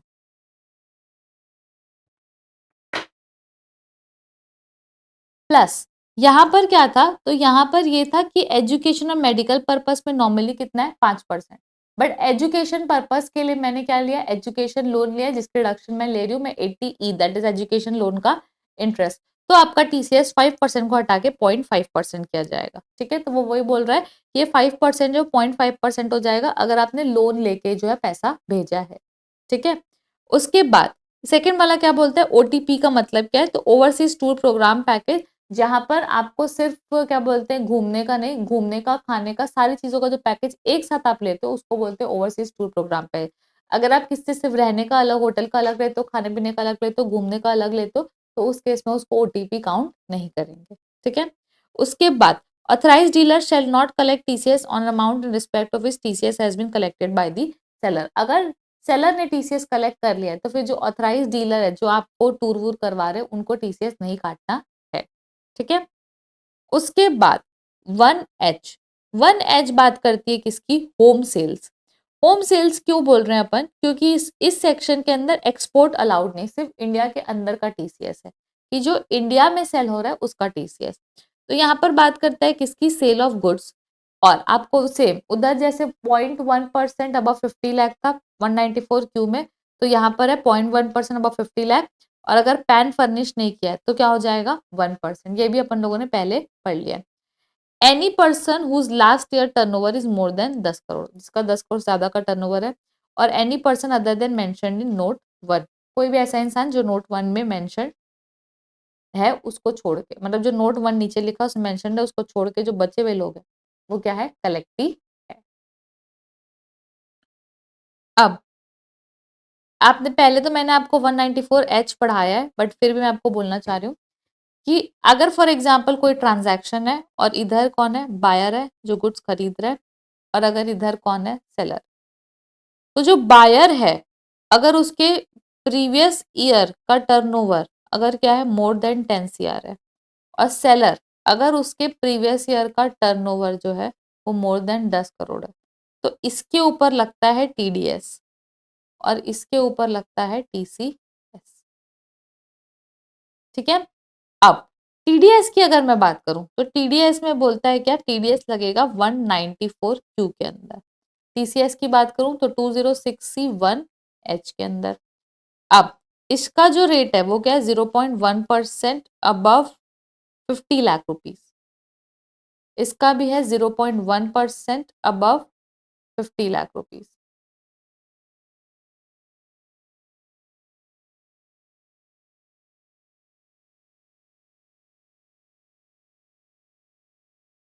0.1% अबव 50 लाख, 0.1% अबव 50 लाख। अब ये क्या बोलता है? फॉर एग्जाम्पल मान लो कि ये सारी कंडीशन सेटिस्फाई हो गई तो टीडीएस भी एप्लीकेबल हो जाएगा और टीसीएस भी एप्लीकेबल हो जाएगा। तो हमेशा टीडीएस जो है वो क्या है? मोर पावरफुल है। मोर क्या है? Powerful than TCS. नॉर्मली अगर मैं बात करूं तो क्या होता है? टीडीएस जो है वो ज्यादा पावरफुल है टीसीएस से। ठीक है, तो कोई भी ट्रांजैक्शन में अगर टीडीएस और टीसीएस दोनों लग रहा है तो आपको हमेशा टीडीएस डिडक्ट करना है, क्योंकि उसके रेट्स ज्यादा ऑब्वियसली। टीसीएस के रेट कम है इसलिए टीसीएस कम पावरफुल है। सरकार को टैक्स ज्यादा चाहिए हर चीज में। हाँ, बट आपको ध्यान रखना है किसमें? 194Q। ये जो है वो क्या है? स्पेशल केस है। ये बोल रहे जनरल स्टेटमेंट है। तो जनरल स्टेटमेंट जनरल जगह लगाओगे, लेकिन स्पेशल स्टेटमेंट को special. 194Q is not powerful, is not powerful in front of 194Q की कहां पर नहीं चलती? All TDS sections, all TCS sections also except sale, मतलब कि 1H। तो 1H को छोड़ के जितनी भी TCS की सेक्शंस है वो 194Q से ज्यादा पावरफुल है, और जितने भी TDS के सेक्शंस है वो 194Q से ज्यादा पावरफुल है। तो मतलब 194Q की अगर लड़ाई 2061H से हुई तो कौन जीतेगा? तो जीतेगा 194Q। अगर 194Q भी एप्लीकेबल है और 1H भी एप्लीकेबल है तो कौन जीतेगा? ऑब्वियस सी बात है, यही जीतेगा। लेकिन अगर 194Q लगता है और लगता है सामने में अदर TCS, अगर TDS, तो भी कौन पावरफुल है? फिर TDS पावरफुल है। अगर 194Q लग रहा है और उसके सामने लग रहा है अदर TCS एक्सेप्ट 1H, क्योंकि 1H के सामने तो हमारा भाई पावरफुल है ना, तो कौन पावरफुल हुआ? TCS जो है पावरफुल हुआ। तो आपको ये चीज ध्यान रखनी है कि जो 194Q जो है वो पावरफुल है सिर्फ और सिर्फ इसके सामने, बाकी लोग के सामने वो हार जाएगा अगर दोनों साइमल्टेनियसली एप्लीकेबल हो गए तो।